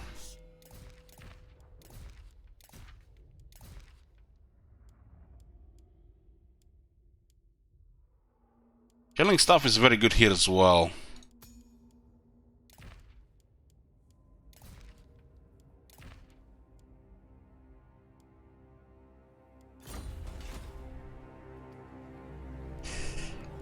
Come on, dear bro.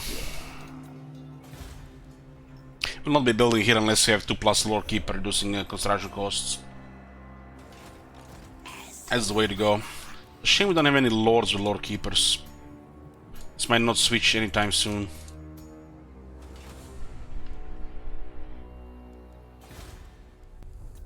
Can totally turn this off because we're gonna be min-maxing this extra this campaign.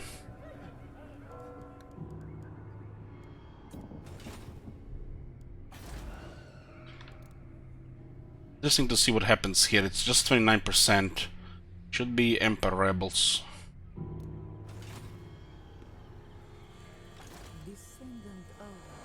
We need to take down Reichland, so we are the new Empire. And then we're gonna take down Gelt. Gelt is a little bit more to the south. We'll meet too many possible enemies actually. Beckland makes a lot more sense after that. We need to get Manfred a little bit access to more expansion. If this area was fortified, I would totally declare war on Ostland, but we will need to help him so he gets... what he really needs is a provincial capital. Without a provincial capital, he's not going to be much help. It's more territory and provincial capital. It is night. He has a Blood Dragon now. Tremble, mortal. He is at war with Reichland, but we don't really need him to have against Reichland. Reichland is in doo-doo. If they don't confederate soon, they're dead. I tell Manfred to work coordinate, this area might get immediately attacked. With these armies in this area here, it might just be eyeballing for the, for now.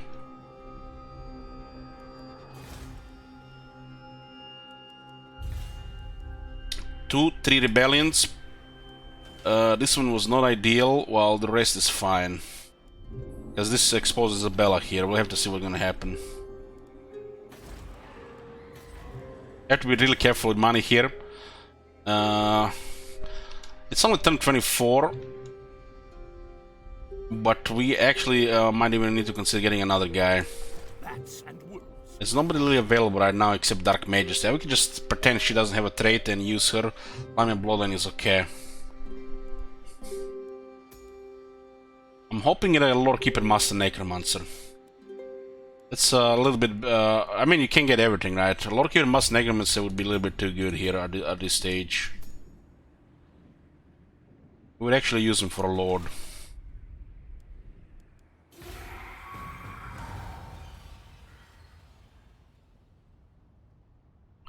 Dogbert Weismund. Oh, this is what I was worried about. They would have another army. Okay.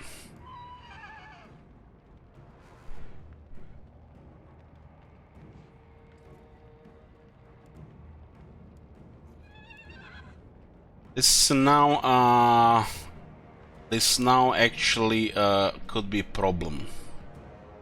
Because Isabella is forced to reinforce the city, and the vampires have this other thing that could actually go against us here. Do we even start the battle? I don't think we start the battle because she's not gonna reinforce. I haven't done this in a long time, so we'll see. Reinforcement here is bad, as this is probably not possible to win in the first place. So we'll just surrender the city and hope Isabella just disengages from the battle because she didn't reinforce. So what you do here, you enter the battle and you surrender the city, and Isabella will just disengage from the battle on the campaign map. It worked like this, it should still work like this. So you don't get Isabella here, you basically just concede defeat here. And Isabella should be fine. She didn't enter the battle.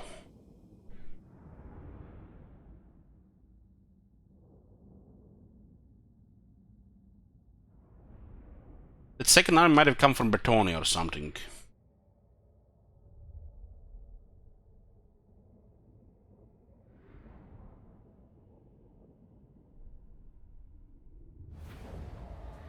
Okay. Perfect.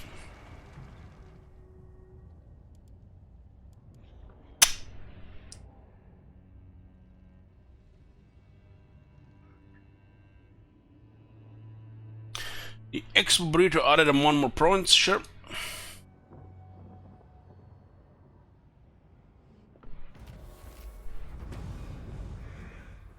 This is where the Empire, you know, strikes back, but they don't have enough, because we just keep getting ahead.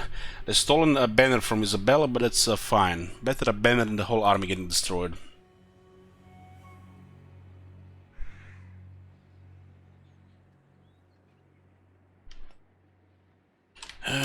Campaign. It's 25 now. The resistance are not even that good anymore, so it doesn't really matter.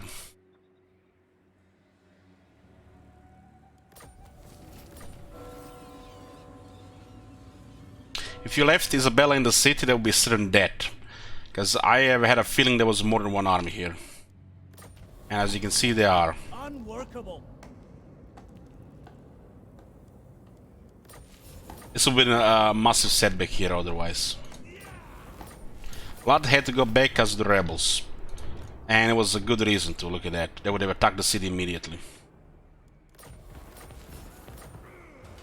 Okay, it's turn 25. Okay, there's gonna be more to do in this turn here. Money is very good. I love it.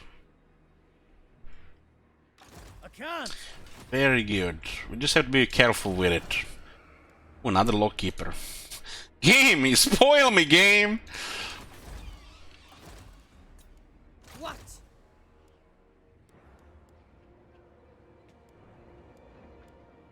I will not betray you. Yeah.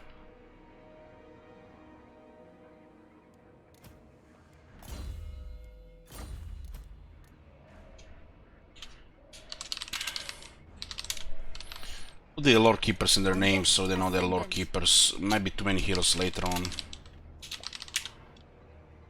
But yeah, you can still rename their main name if you guys want to rename them. Yes? Yes, my lord of death. More. 3 lore keepers now.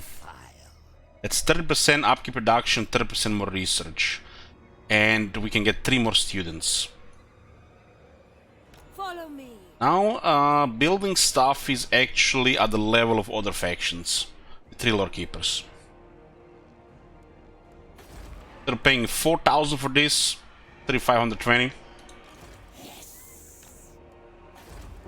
3,120, and we can still put this one here as well.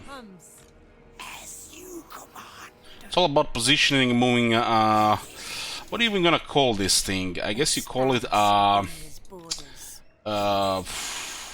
what's a TV show called? Entourage. It's gonna be an entourage of heroes around. Hooker Lore Keeper.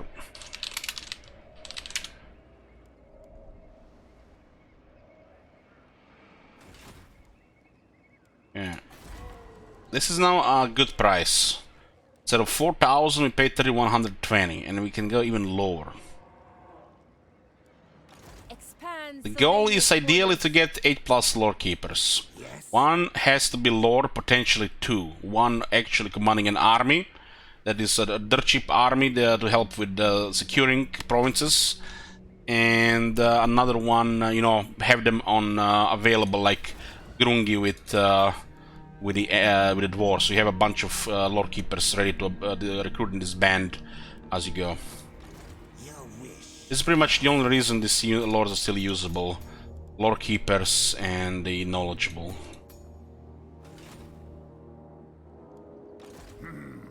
Cookies is disciplined, so it's army necromancer. You want to have necromancer in every army.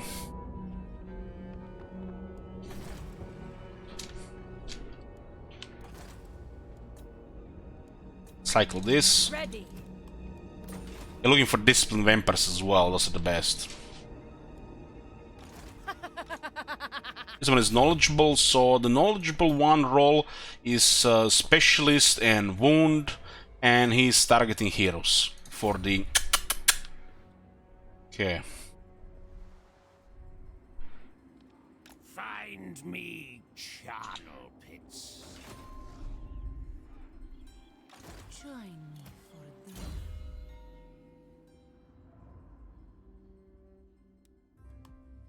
I open with this to get a corruption and pleasure head. You don't really need to put this. Too basic is fine. You can just get closer to this, but hunger should be unlocked immediately.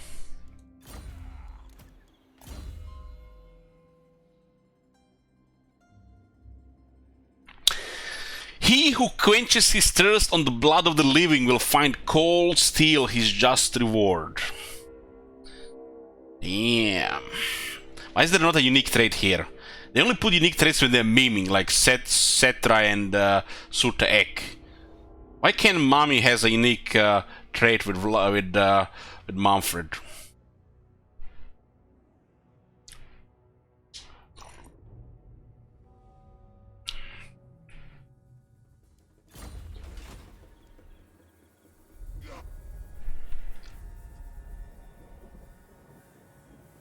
All shall know me and tremble. Never unstoppable. Never. Never.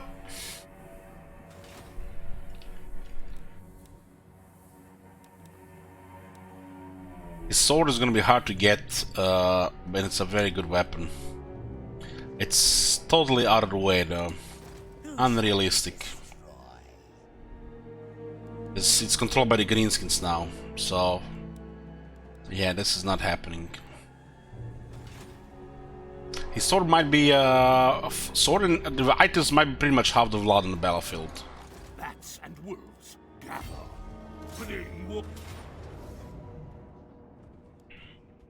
Low casualties. What's it gonna be, like 800 casualties? 349. Okay, that's low. This is acceptable. This is good. March. The next one is in the moot, but we have to get close to the settlement because they're gonna attack it immediately. Strike out. Yes, you will be rewarded. Actually, this is fine. It's like 98 minus 2. The next turn 2. Bring me flesh to craft.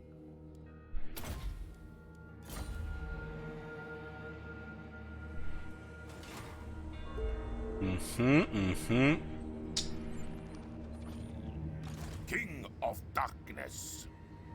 This Hopefully we still have movement here. Low casualties here, huh?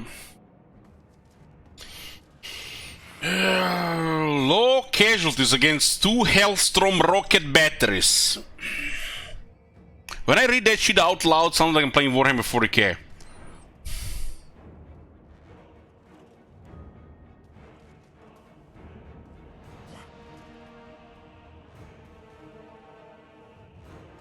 There seems like 500 casualties here. At least 500 casualties. And there is always a chance for unpredictable shit. Units dying and, you know, even worse. This is not to be trusted here. We could be just fine, but we have to deal with 2 armies.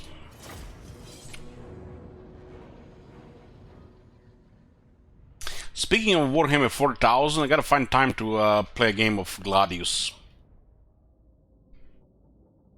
It's not the right time for science.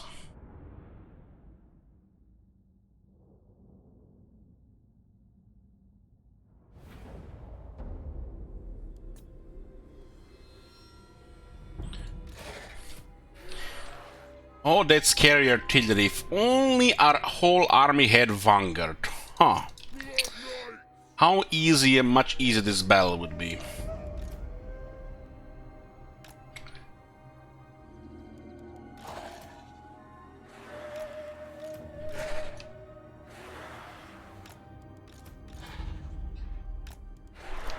all shall bow before me.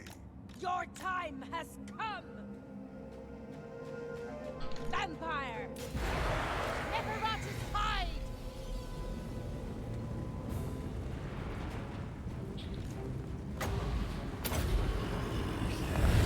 By Van Hell! For Blood King! I will! All life must end! The living will join us! Die, mortals, die! With haste! For Sylvania! For Isabella! Very well.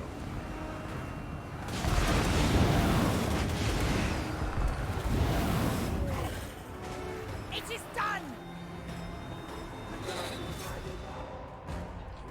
Hungry for blood! Life ends! On that night! It shall be!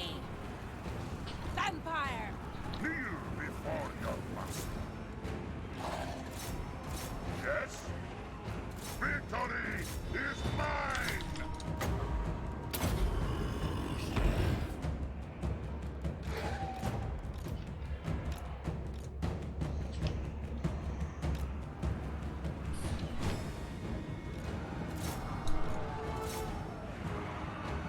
Blood von Carstein!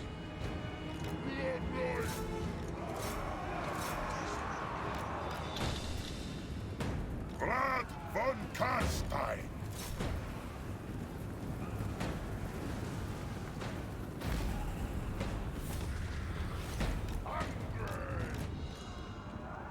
Blood von Carstein!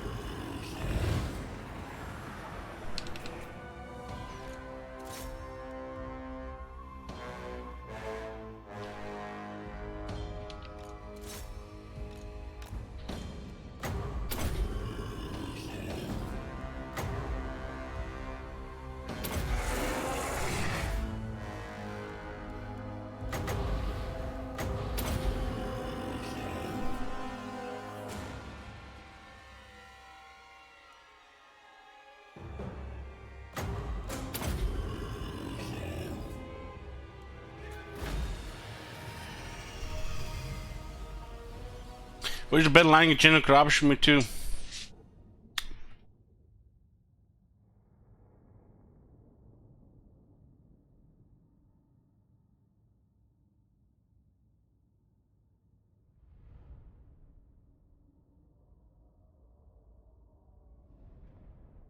Which leadership change based on corruption? Hell yeah.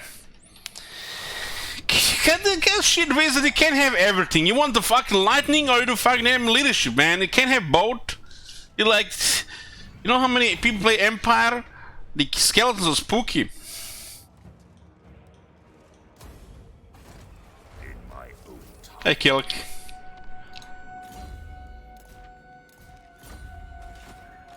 Vlad von Carstein, Just enough movement there. King of Darkness.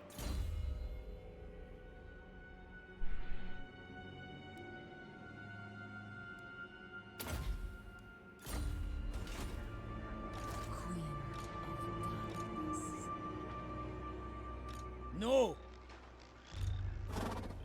Unworkable! Absolutely not.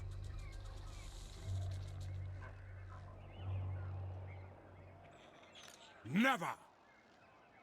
Speak. Never. If I attack Karl, we can get a pile here. If I attack Uberstrike and shoo away Karl, it's just gonna back to Halmgard again, I feel.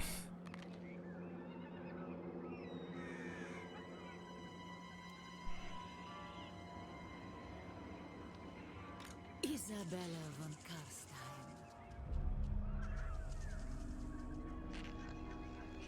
It's a lot of infantry to grind through. 5, Not likely. 10 halberds, including 3 great swords. The von Carstein. Spile would cost us a lot of dark magic.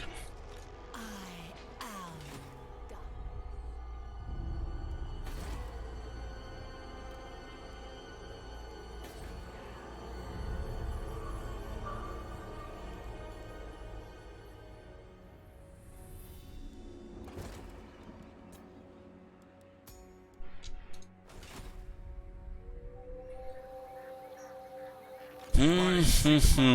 No. Not possible! Do not take me for a fool. I am invincible. His lady.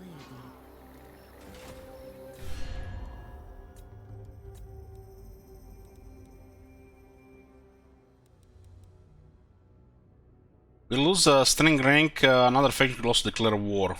This looks like it would drop us in 60 plus.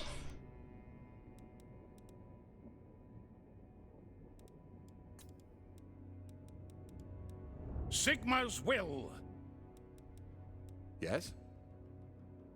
The Empire. Yes. Yes. Now.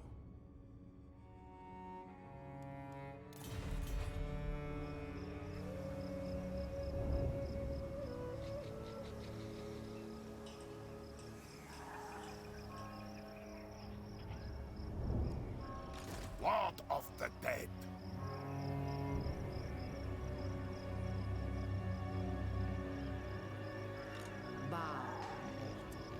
I think I have Karl in range anyways here. Attacking this combine is just not worth it. This is like serious casualties. It's a big pile though. 7,000 plus.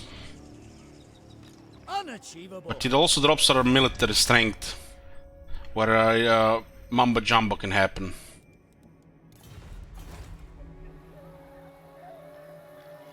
You need me? Lord of the night. Now this pile is not worth it. We only have a pile in Helmgard. And tremble. The world will drown in blood. Bring them death! Absolutely not. Annihilate them! We still have him in range. This action does not have my consent.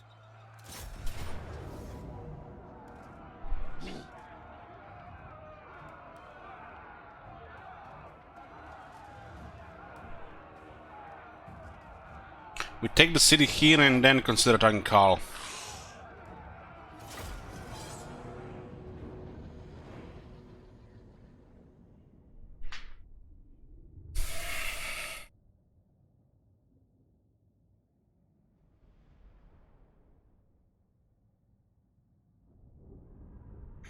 Yoo-hoo.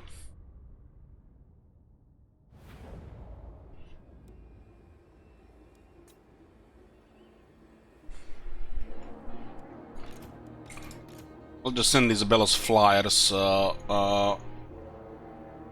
Vanguard here is too good because the army is slow.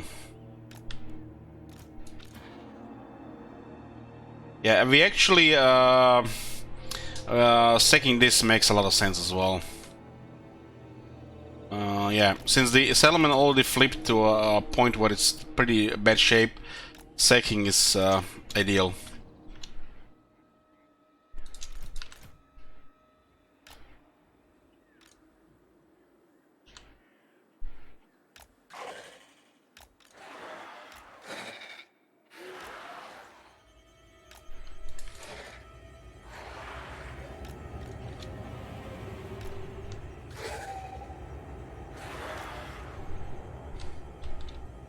Be thirst.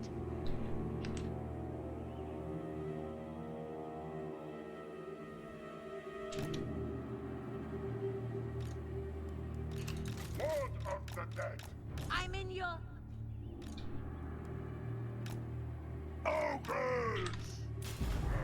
It shall be done. We surpass Nagash! Blood von Carstein. Blood's Knights.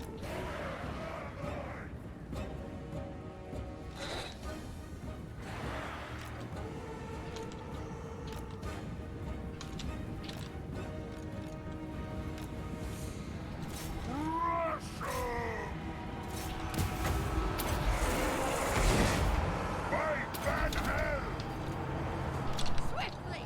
With haste!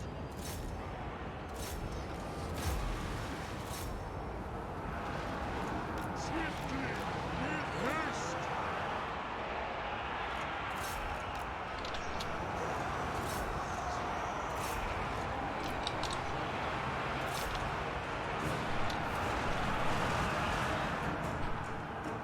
Living will join. I drink their blood.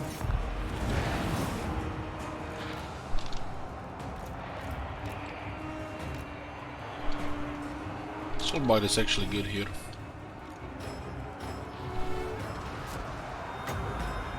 Yogur's taking a lot of damage here. We must leave! Straight into the halberd zone. Here we go! Rampage this way!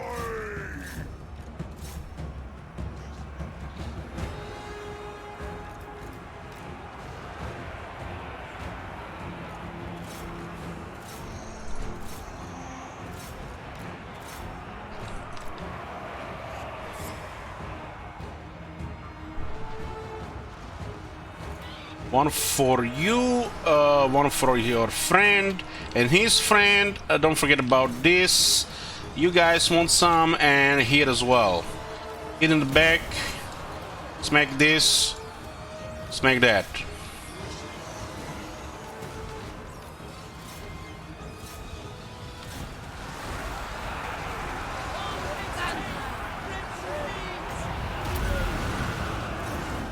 Blood magic! Take it all! Blood von Carstein!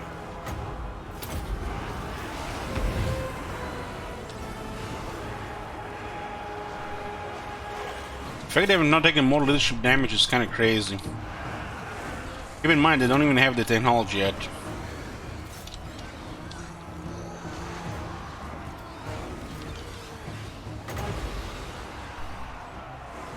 Blood's Knights!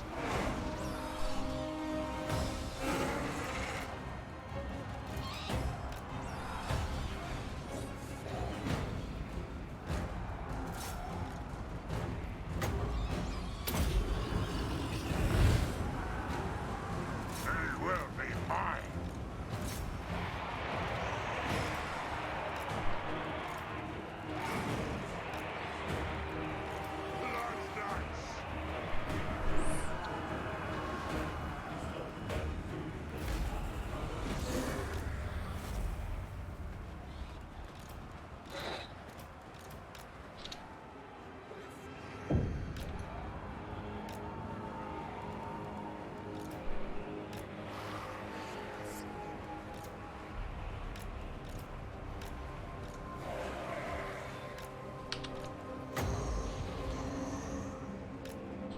Still walking here, huh?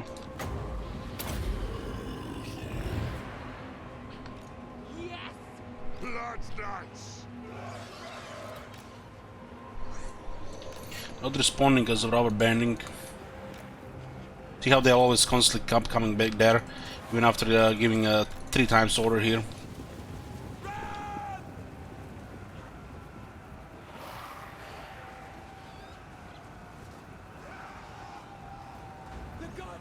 Yes? I am darkness! Agreed!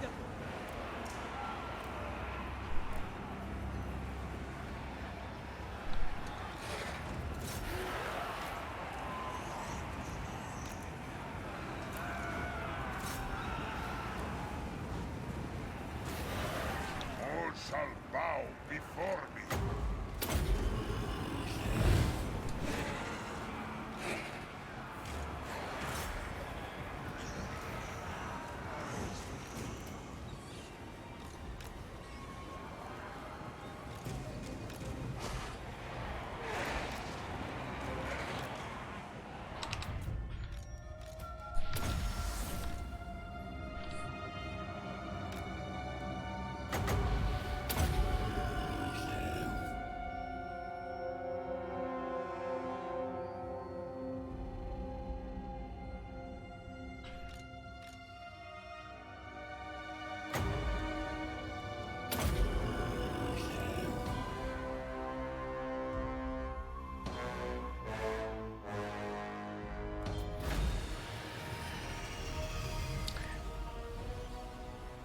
Imagine being an Emperor fanboy.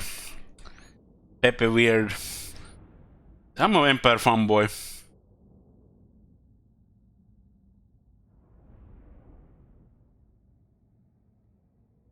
Do you have a name, Lord? No. Not right now.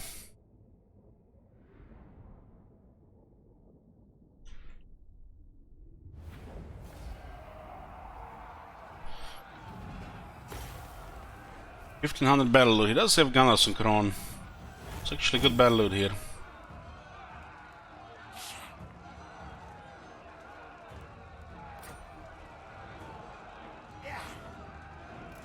I knew the way. Carl! Carl! Where you going, Carl? We're not done here, Carl. Skill honed by centuries, strength tempered by blood. Base weapon damage plus 5 for the whole army, and then additional 10% weapon strength for the whole army, which is both base weapon damage and armor piercing weapon damage. And Vlad gets thundering attacks.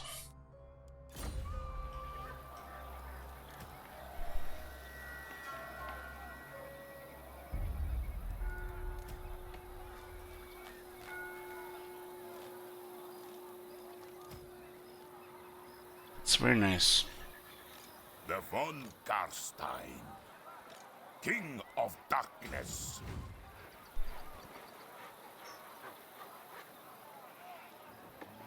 Descendant of Batur.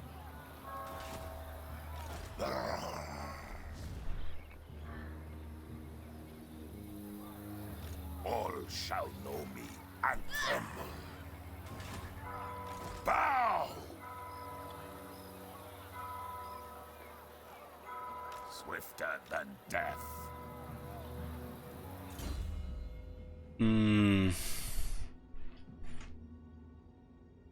Bomb locker loot keeper now, that's too long. You might actually get one on the this guy here. Yeah. This one here has no name.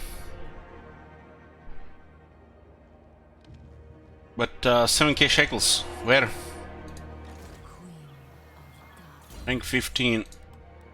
Above the Wargeists.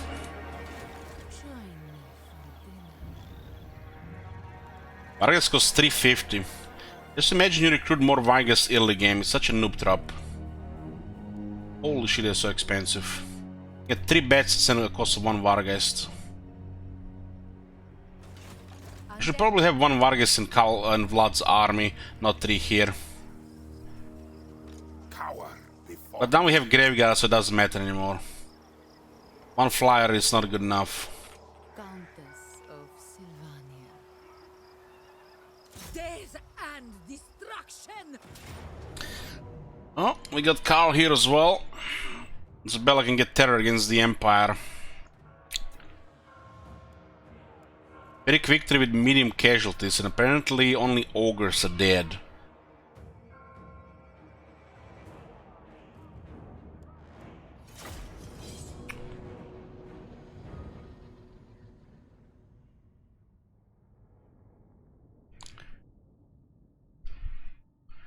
Yeah, this is a pile time. Especially because both armies are here. Would be good to get 4K here. Why am I so thirsty all of a sudden? Where's the water? That coffee dehydrates in this heat.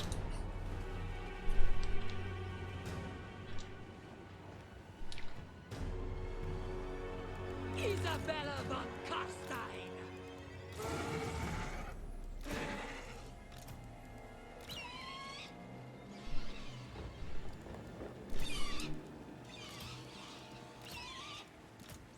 Empire is destroyed next turn, right? Reichland, I mean.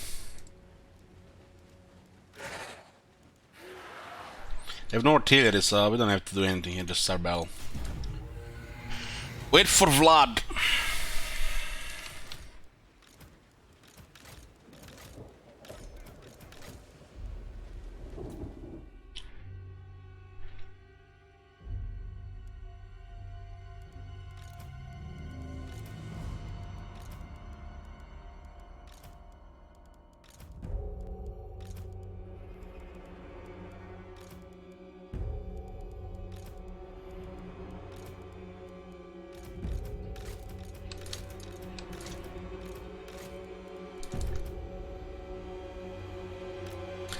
Four, 8, 12,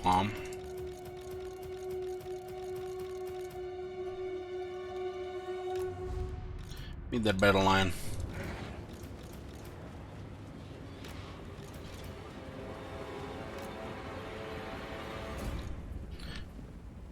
Isabella von Carstein! Swiftly! If I send the flyers in the cave at the same time, they're just gonna get crushed.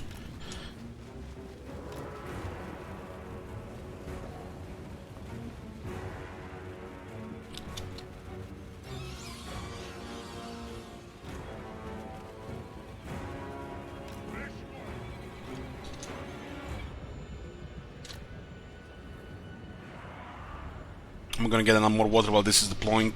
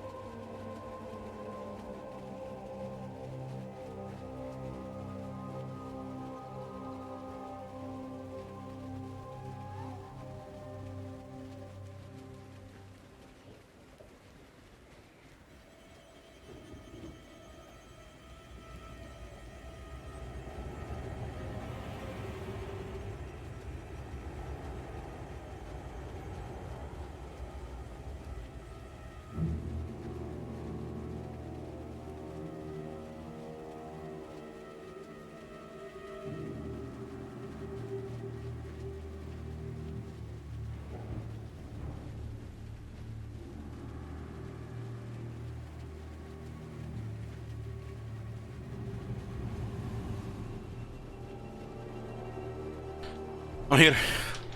Holy shit, I didn't even realize how suffocating was in the room before I opened everything. Now I can breathe again. Okay, so this is an ideal battle where we want high casualties on the skeletons. So we can create a battle site marker and we can raise that here in the future. Isabella von Carstein. So we'll send forth all the skellies with the characters. We might just clear the range with the flyers, but we'll make contact first. It shall be.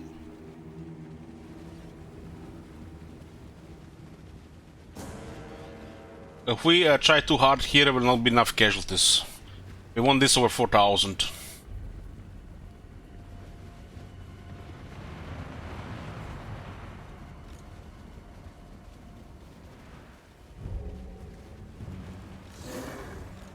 Flyers can clear the range. They have nothing, can do nothing about it.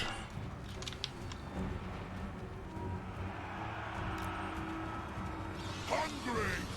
Help the Troy!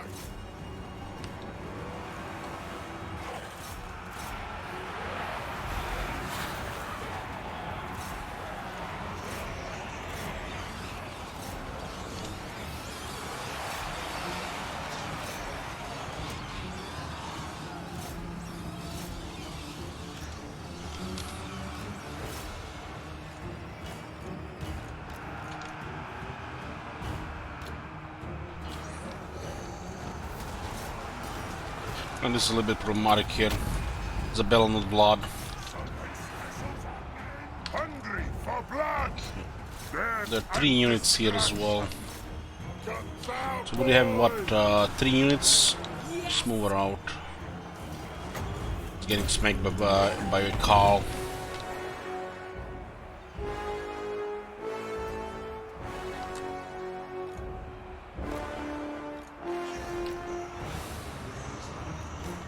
We don't want to go into those halberds. I forgot about the graveyard completely, but it's for the best. I am gone. We're stuck in the infantry here, so we need to make sure that we are unstuck, because we can't hit Vlad if we're getting fighting 3 infantry units at the same time. We'll send our own units and we'll make it the opposite here.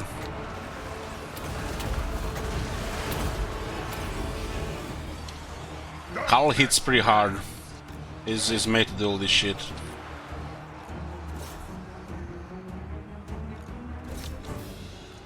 We don't want to really send the knights here. These beds are almost done.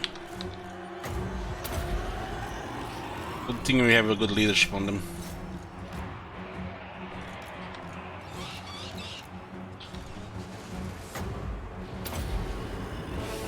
Oh, that was close. That was close. Get him another heal.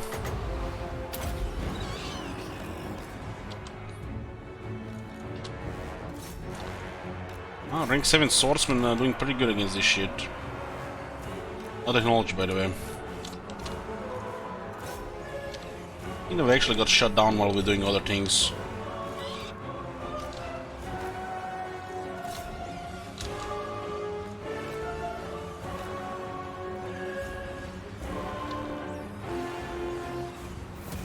Isabella von Carstein. End them! Countess!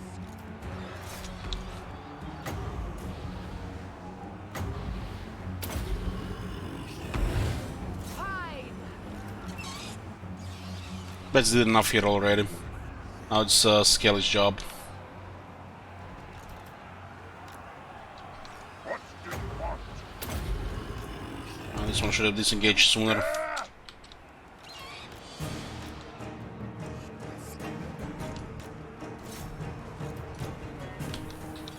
Night has fallen! Blood von Carstein!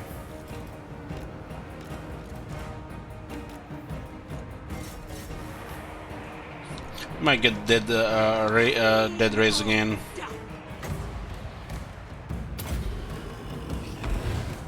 So be it! Bow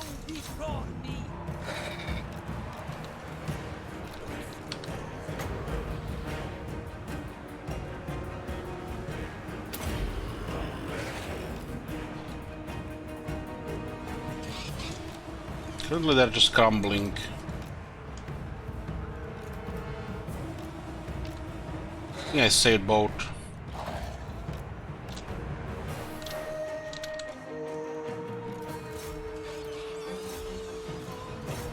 This side here, that doesn't really matter. What this thing guys here, huh?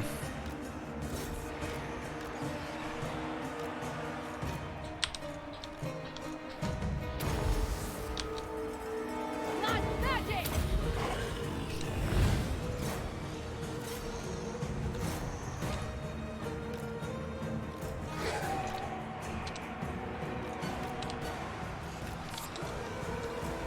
This guy's probably can be saved. Could have been a unit there sooner. Could have just rotated a little bit faster there. Swiftly!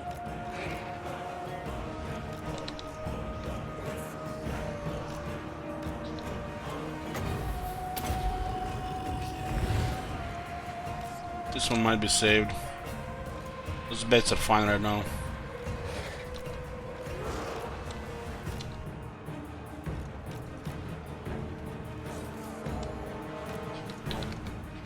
I have enough power to just keep spamming this unit disengage here.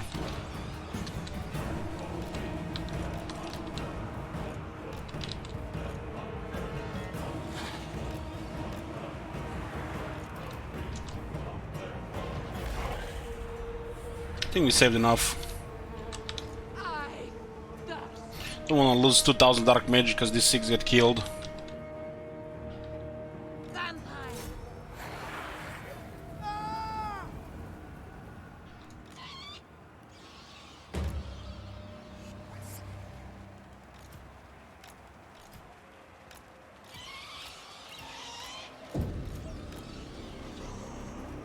This is pretty much the end of Reichland, cause next turn we can just take the last settlements. It's what, turn 25? Massive progress really in a short time. Isabel taking quite a bit of damage from Carl. I tried to take massive casualties on the skeletons while still not losing any skeletons. I don't even have that much power to actually be able to do this. We could have rotated a little bit better.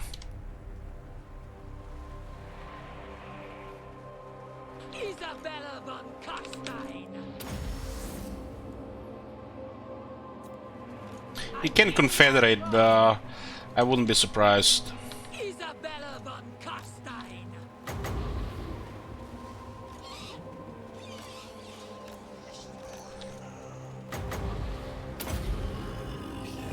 Holy shit, that was a big miscast.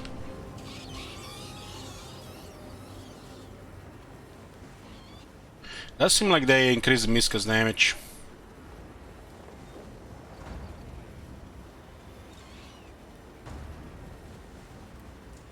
Alarm is ringing. Ooh, Pyrrhic victory, nice. Going for bloody. Looks like only one skeleton got disintegrated, and they might actually come back. The Vampire Council mechanic, the dead rise again, and it's random though. Or 3000 casualties. If we rotate it out, we will put a little bit more. But 3000 is solid.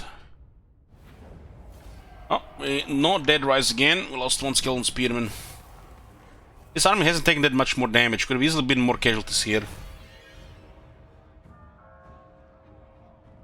Maybe we should have chased a little bit more as well. This is not automatically all killed after retreat. Yeah, I forgot about that. I should have chased with the cavalry. It was a screw up. Could have been another 400 casualties. It's fine. It's fine.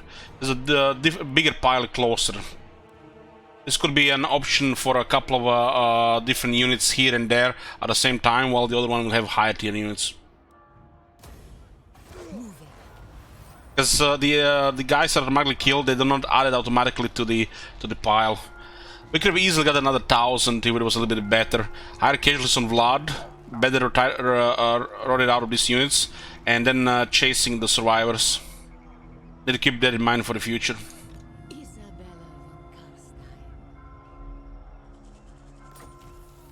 One student. Anyways, boys, we'll save here. Continue next time. Tomorrow is gonna be a long stream with this, so most likely we continue tomorrow. Friday and Saturday, a long stream of this campaign, long stream of Warhammer 2 in general. I'm gonna go raid with TBC Classic and see you in a bit.